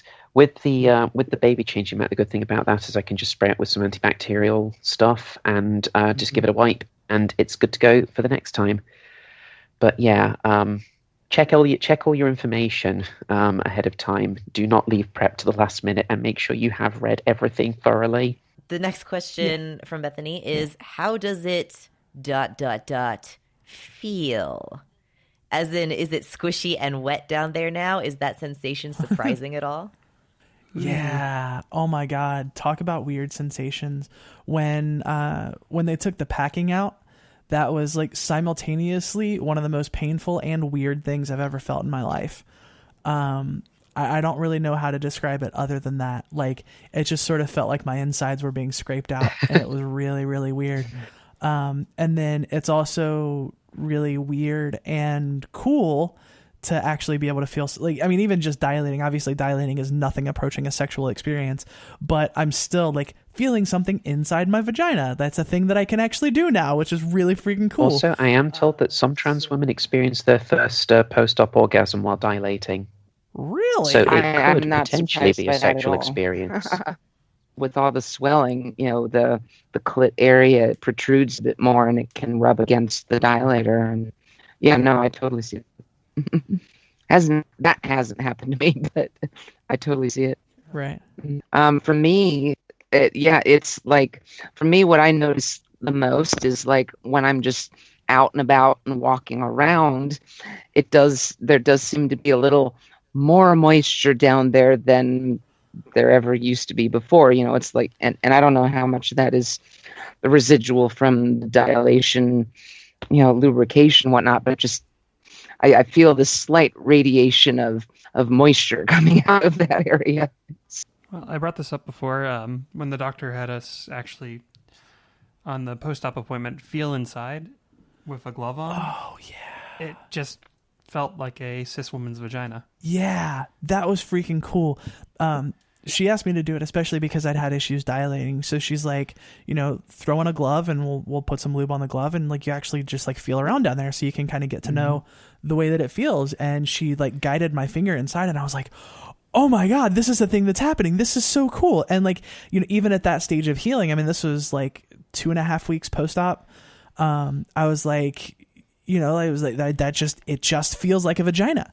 Like it doesn't feel like a surgically constructed vagina. It just feels like a vagina. That's, oh my God. It was actually kind of a deeply profound thing. Like I've always imagined what this was going to be like, and it was actually as cool as I thought it was going to be. Like that was pretty awesome. That's pretty much how I feel as well when I was first being shown how to dilate and everything. So I put the lubricant on my finger, put my finger in, and I was like, oh. Right? I felt this before, but never on me. And it's kind of hard to describe, but it just feels normal down there now. Like I am infinitely less uncomfortable with what's there now than what I was before. So, and that's a pretty amazing feeling. Yeah, it was pretty shocking to me how quickly I felt, because trying to set, realistic expectations and not being too idealistic, I thought like, okay, after surgery, I'm just used to it being there. So for a while, it's probably going to feel weird before it feels awesome. And I'm okay with that. And it legitimately, after the packing was out, after I peed for the first time, it took about 10 minutes for it to start to feel like that's just the way things are supposed to be. I kind of had a little bit of a breakdown in the doctor's office, and I'm sure it was, being on pain meds and it being like a super emotionally charged situation anyways. But, after I peed and everything, I sat back down in the exam chair for them to show me how to dilate. And that was the first time I just had the chance to relax and just kind of feel how things felt. And I just immediately started crying, and my mom and Celeste are both in the room like, are you okay? And I'm like, no, it's a good cry. This is just amazing. It just feels right. Everything feels right. And this was a good news Callie cry. Yes. Oh my God. Yes. And then like the nurse comes in to start to show me how to dilate, and she's like, "You okay?" I'm like, "It's a good cry. It's okay." She's like, "It's okay. We have a lot of those." It's fine. Yeah. So yeah, that was pretty awesome. Well, this question is slightly related, and I think I can predict the answer to this. Other than the bleeding experience that you mentioned, Callie, how messy is aftercare? Given all the talk about poop and pee pads and douching and discharge and everything, I'm going to say I'm confident saying it's pretty messy. Yeah, it's extraordinarily messy. I think we've probably done a good job of covering that mostly so far. But yeah, extraordinarily messy. I've managed to make it is messy, but I've managed to get it to the point where it's kind of a controlled mess. So, I haven't got anything on my bed yet, apart from like a tiny bit of the lubricating gel. Pretty much everything goes on the baby changing mat. I wipe that off. I wrap up the dilators in paper towels and everything until they're ready to be washed. And I keep the douche in the bathroom anyway, so I just do that all in the bath. And I managed to. Things do get messy, but like I said, it's a controlled mess. This is my favorite question, and it's quite a nuanced question, and I think we'll have a nuanced answer. This is from Isla.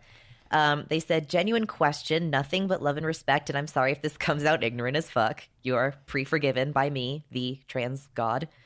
I am not one for labels. However, it was asked to me, and I wasn't sure how to address it. Once someone who goes through gender reassignment surgery successfully, are they still considered transgender, since trans is the transformation from one to another in a certain respect? Or are you addressed completely as the gender you chose and no longer trans?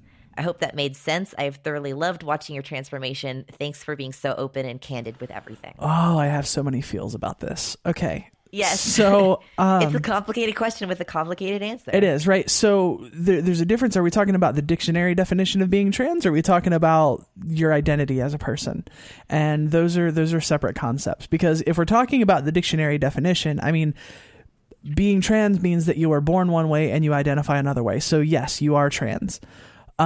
There are a lot of people who, once they get to a certain point in their transition, being trans really stops being a part of their identity, and they just kind of, do their best to blend back into society and just live as who they are. And being trans doesn't really factor into their life or their experience of their identity.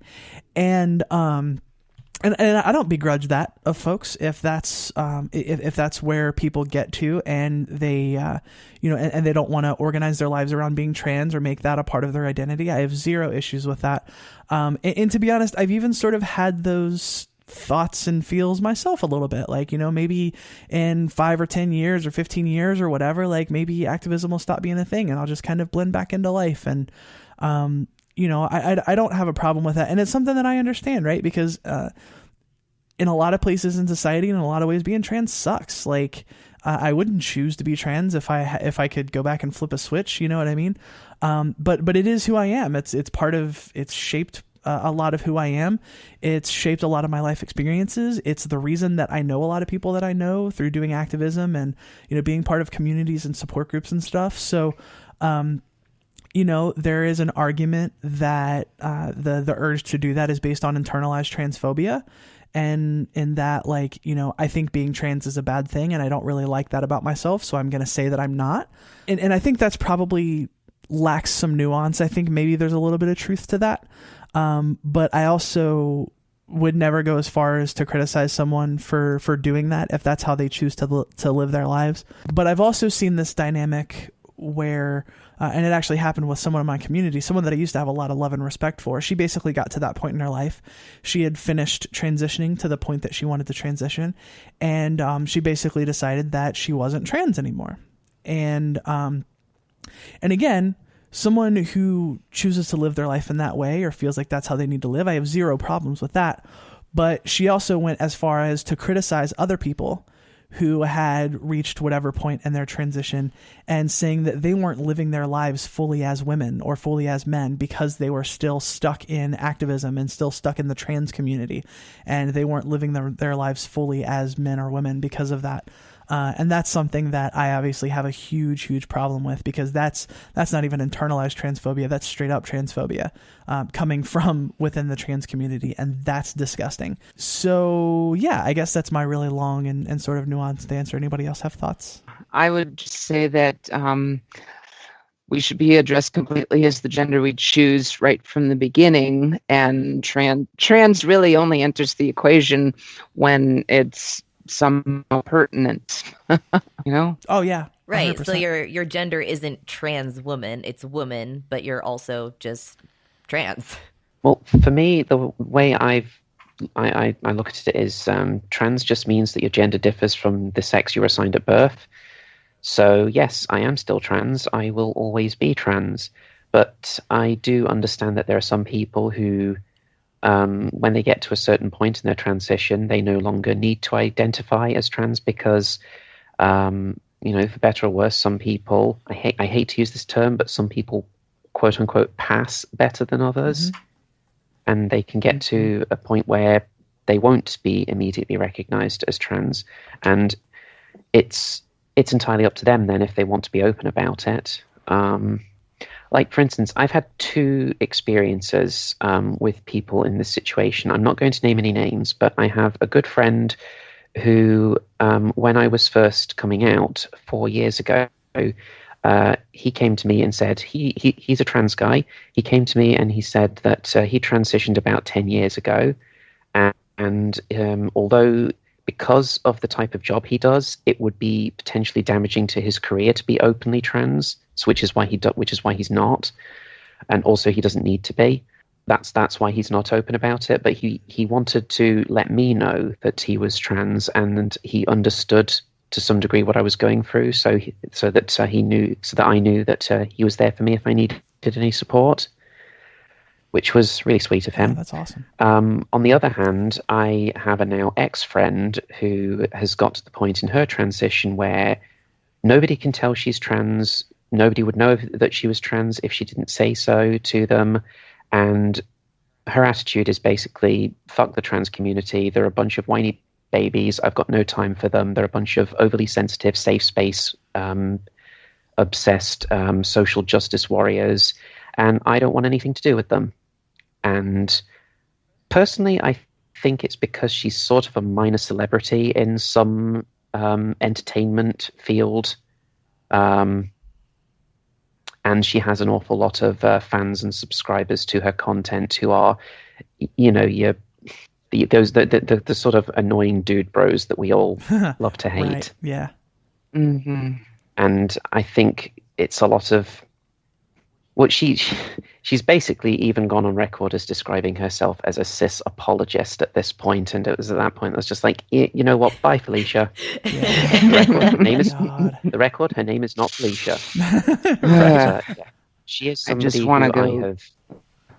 she's somebody I've removed from my life because I just don't need that kind of negativity. Yeah, oh, for sure.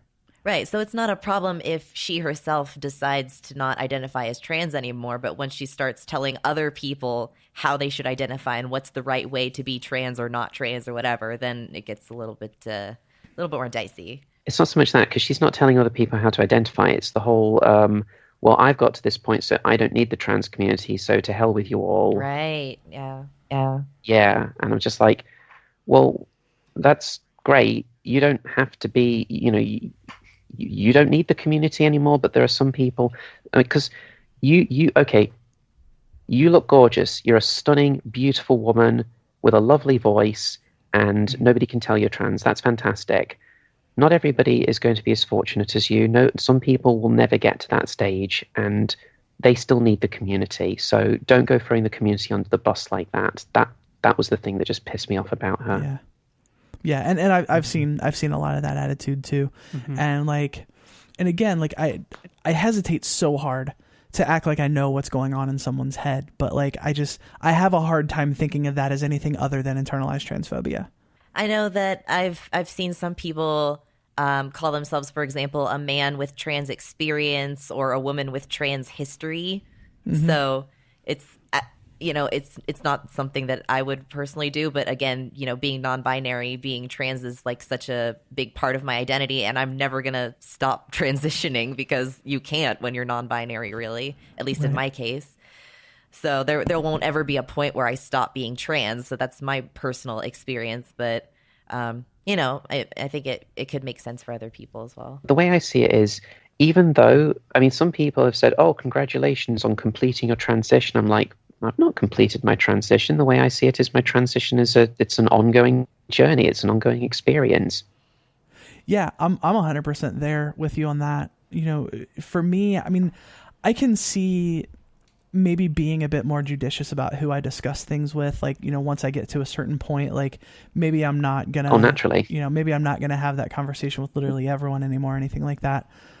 It's informed so much of my life experience, and so much of who I am is because of being trans. Like, I mean, almost my entire life is activism now. So like almost all of my friends and almost everything that I do surrounds activism, from being trans. And it's just such an integral part of my life. I can't, it's hard for me to imagine leaving that behind completely. Like I could maybe imagine a day where, years and years down the line where maybe activism isn't as important to me, and maybe I spend more time, playing Star Trek or playing video games and watching Star Trek. You can play Star Trek too. There are Star Trek video games. No, you're right. You're totally right. And you can just set up you arrange some chairs in your living room into the shape of the Enterprise bridge and just play Star Trek if you want to. None of us are judging. I did that when I was a kid. It was awesome. So did I. But yeah, it's really tough for me to imagine a time where I would choose to actively hide my being trans or make it something that I wouldn't want to talk about or discuss with anyone. It's really, really hard for me to imagine that.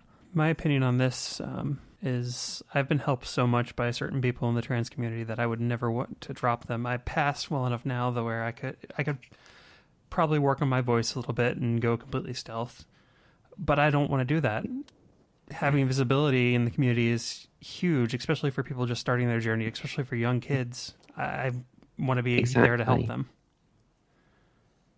Yeah, totally. In fact, one of the only reasons I ever really found out what it meant to be trans was because I heard trans people speaking in an interview, and a friend of mine came out to me as trans, and I was just like, holy crap, there's a word for what I'm experiencing. Mm-hmm. So visibility is so important, which is, I feel like I've had so much help and support from the community. I've got to pay it forward. What kind of person would I be if I don't? Exactly.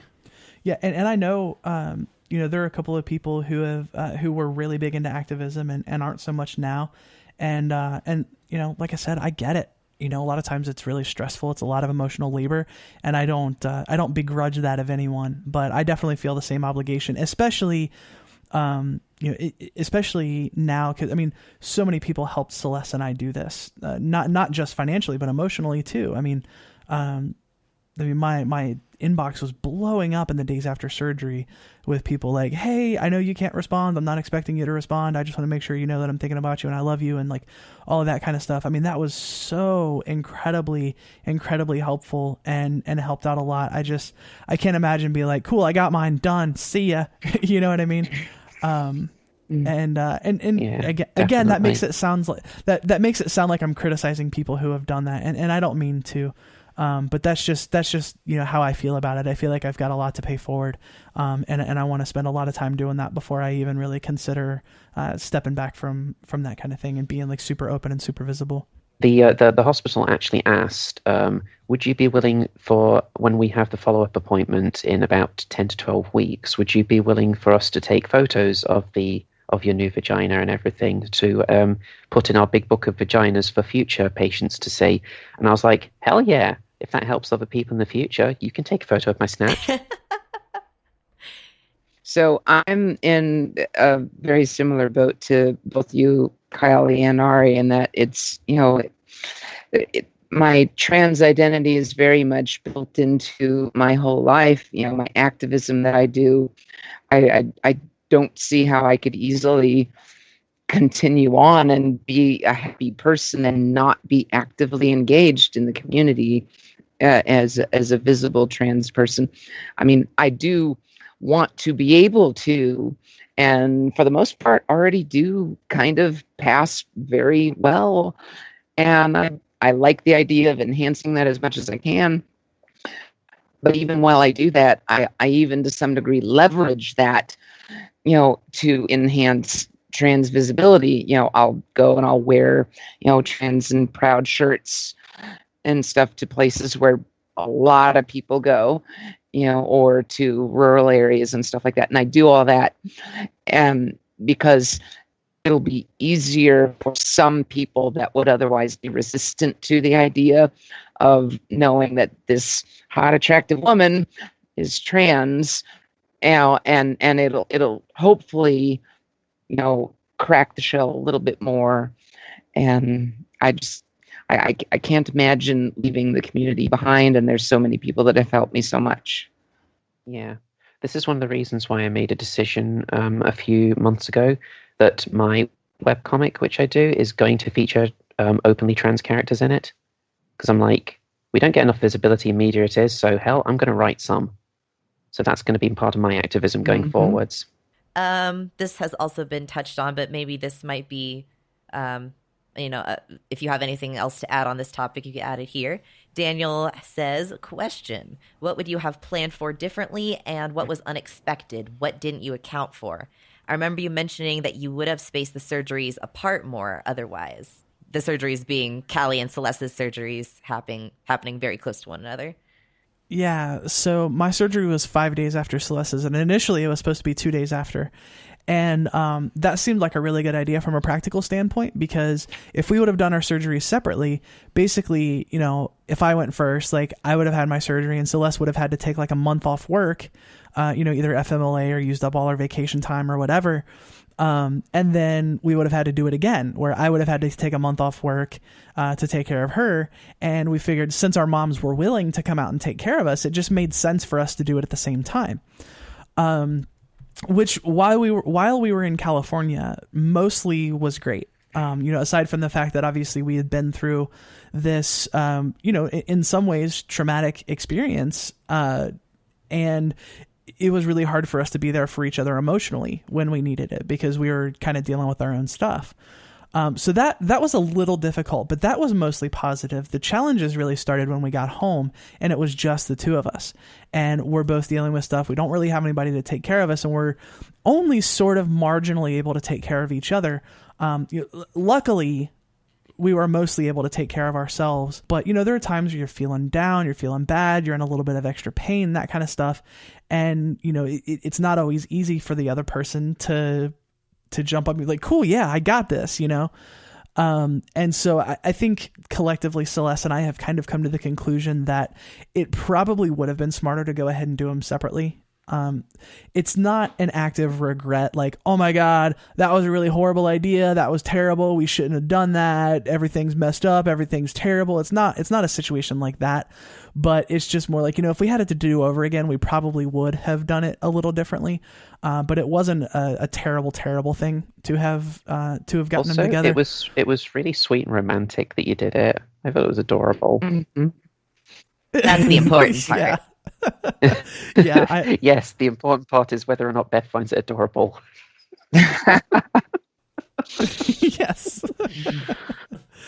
And then, like I said, I wish there would have been more information available about how the office handled, logistical and administrative stuff, because if I would have known that, we might have ended up going somewhere different. Really, as far as what was unexpected and what wasn't accounted for, honestly, really the only thing is really the stuff that, what's going to happen, but knowing a thing is going to happen and experiencing a thing are two completely different things.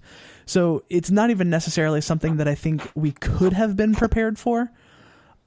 Just, for me, the amount of pain, that kind of stuff. Like, I was expecting to be in a lot of pain, but I've never really experienced that much of it before, so I didn't really have a frame of reference.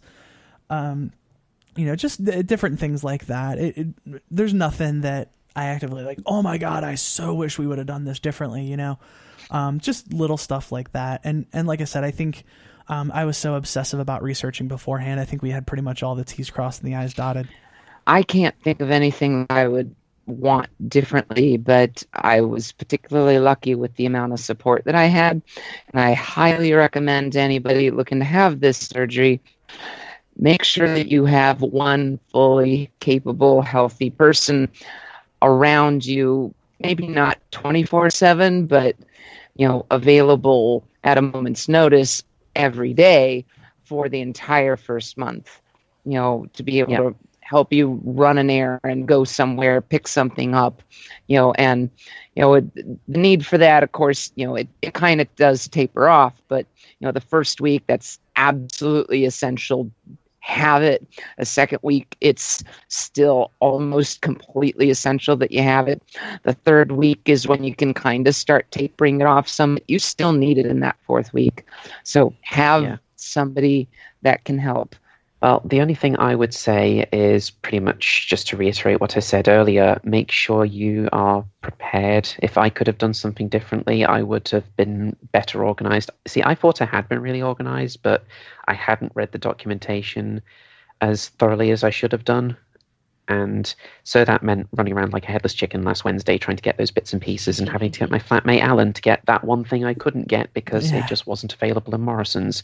I wasn't physically able to try. I'd been in town all day on my feet, running around getting things, and I just was not physically able to go into town again that evening. So I was just like, screw it. I'll just get Alan to pick it up for me, which he did because he's a sweetheart like that. Well, yeah, good boy. Thanks, Alan.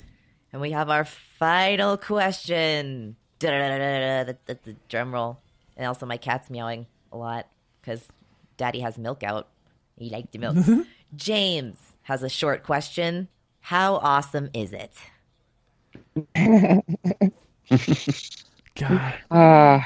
On balance, even with all of some of the terrible stuff it's been, it's pretty amazing. Like I talked about with that, even at the first post-op appointment, it was already like, oh my God, this is as right as I expected it to be. Leading up to it, I always have this voice in the back of my head. Whenever I do anything that's a big deal, there's always that voice in the back of my head that's like, oh, you better not regret this. It's going to be pretty terrible if you regret this. You sure you want to do this? And like, I never had serious doubts. Like, there were never a doubt like, oh my gosh, do I really want to do this? There was never anything like that. But there's just always that voice in the back of my head, anytime I do something major.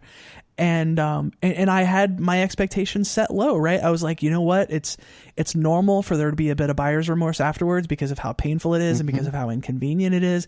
But like, eventually it's going to be okay. And it's like, so as far as that was concerned, I really had my expectations set low, because I didn't want to set myself up for bad things.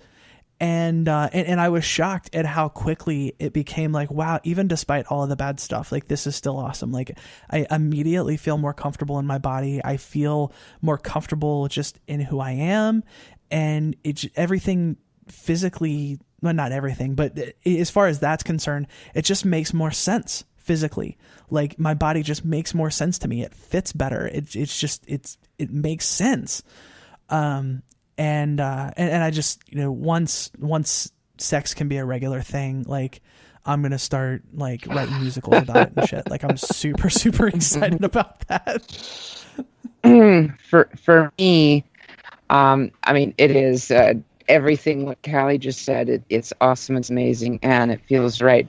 I could go back in that first week, or at least the first several days after the surgery, I repeatedly had these thoughts, oh my God, this is so painful. I wish I could just reverse it just for the sake of the pain. Like, I didn't regret anything else, but the pain was really, really hard for me to deal with.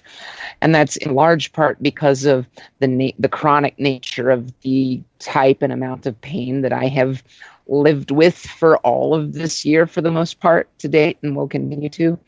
And that has affected my personal coping abilities with pain. And I knew in the moment that this is just a temporary thing. I'm only doing this because I know I've experienced a lot and I'm really tired of experiencing pain. And, so it was easy enough for me to discount and this is actually the first time I've really even spoken about it. I did in those moments, regret the surgery itself, but only because of the pain, because I'm so tired of pain, and am very glad that I'm past that point. Well, for me, it's done and it's getting better every day. I expect that a year from now it's going to be pretty fucking awesome. But even in the short time that it's been there now, it's already gotten so much better. And like the first time I looked at myself in the mirror, I was like, "Wow, that looks like a trash heap." But I can look in the mirror now while completely butt naked, and I don't feel like I need to hide anything. I don't feel any level of shame. I'm happy with what I'm seeing there now. And it's really indescribable how wonderful that is. In this last week, I was walking around the house alone with just a t-shirt and undies on, and it just felt like so happy. It felt right. It was so great. Yeah, I've done the same thing. It's pretty awesome. Celeste, do you have anything? It's honestly, everyone said most of the positives that I have. It's just awesome not to have to tuck anymore. It's awesome to feel comfortable in spaces that I've always felt uncomfortable going into. Like when I go to the women's room and work, I know I'm safe there, but I would shake anytime anyone would come in. That doesn't happen anymore. Yeah, and for me, like changing clothes in the locker room at the gym is going to be so much more comfortable. I haven't really felt comfortable to go back to working out yet, even though my 6 weeks is actually tomorrow, so technically I'm allowed. But I'm not quite to the point where I'm comfortable doing that. I may start going back there and just like doing a walk on a treadmill or something like that. But like just like changing clothes in the locker room and that kind of stuff, it is so much more comfortable because I feel like if anyone, and obviously it's silly because nobody should be looking at anyone's junk in the locker room. But like I feel like if somebody does that now, like I'm safer than I used to be. And I think there's an outward level of confidence in me too that will change how other people see me. Because I'm not going to be visibly nervous when I go to the bathroom anymore and that kind of stuff. And I think that will change over into me being less noticeable to people who might otherwise, notice me in airports and gas station and rest stop bathrooms and that kind of stuff. So it's just, even at this point where it's more maintenance than enjoyment, it's the soreness that I have is pretty minimal now. So like, I wouldn't even really complain so much about the pain side of things. Right now it's mostly just maintenance and not really a whole lot of fun involved with it. But even with that, like on balance, it's been 100% worth it and more to me. So yeah, how awesome is it? Super effing awesome. It's awesome. So good. So good. Go Vagina Club. Yay. Well, that, my friends, is going to do it for this episode of the Gaytheist Manifesto. Want to thank everyone for their time. This was a cool discussion. I'm really glad that we got a lot of folks in to talk about differing experiences, because I think it's a really great way of illustrating the fact that everyone's experience is radically different and you can't talk to just one or two people and figure out what it's like. You can find the show on Facebook at facebook.com/The Gaytheist Manifesto. You can email us at thegaytheistmanifesto@gmail.com. I'm on Twitter at GaytheistCallie. And you can find the show on Twitter at The Gaytheists. And I hope Ari's got a thing. Oh, I have missed this. I was writing this yesterday. I was just sitting there so happy, like, this is where I belong. Previous research has indicated that Ari Stillman spends significantly more time on Facebook than is expected by chance and accepts more friend requests than the general population. However, there is a gap in the current body of literature regarding the efficacy of email in reaching Ari. To that end, we hypothesized that emailing Ari at aristillman4@gmail.com regarding the Cis Are Getting Out of Hand podcast would garner a quicker and more comprehensive response than emailing regarding the SJW Circle Jerk podcast, even when controlling for confounding variables, including time of day, mental health state, and the current exchange rate from shekels to Turkmenistani shamat. Contrary to our hypotheses, a floor effect occurred when Ari responded to neither email. Future research should consider the impact of becoming a patron at patreon.com/Ari Stillman and listening to the once monthly Ari's exclusive patron-only psychology show, as well as the ethical implications of not giving Ari everything they want all the time forever.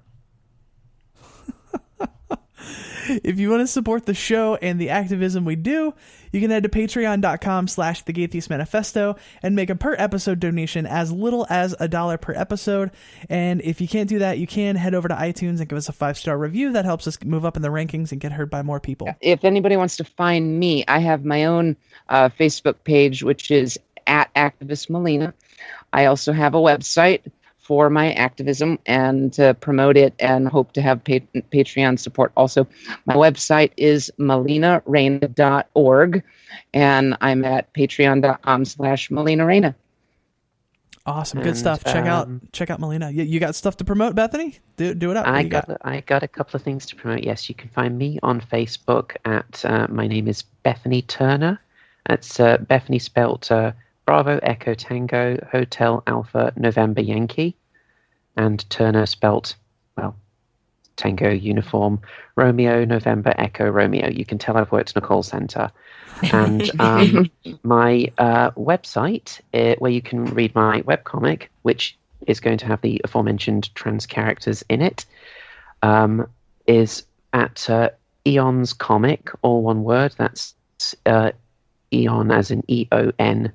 And then, so Eon's Comic, EONS comic.kitmyth, that's KITMYTH.net. And there are 7 chapters of my comic up there right now. You can also read some of my ancient trash from when I did a Sprite comic when I was 16 years old on there as well. Awesome. Before we go, I want you to know that if you're lost, you're hurting, you're scared, if you feel like no one cares and no one understands, you need to know there's a community out here that loves you, cares for you, knows that you're capable of amazing things and that you are worthy of love. If you're struggling, please don't be afraid to reach out. Until next time, friends, this is the Gaytheist Manifesto.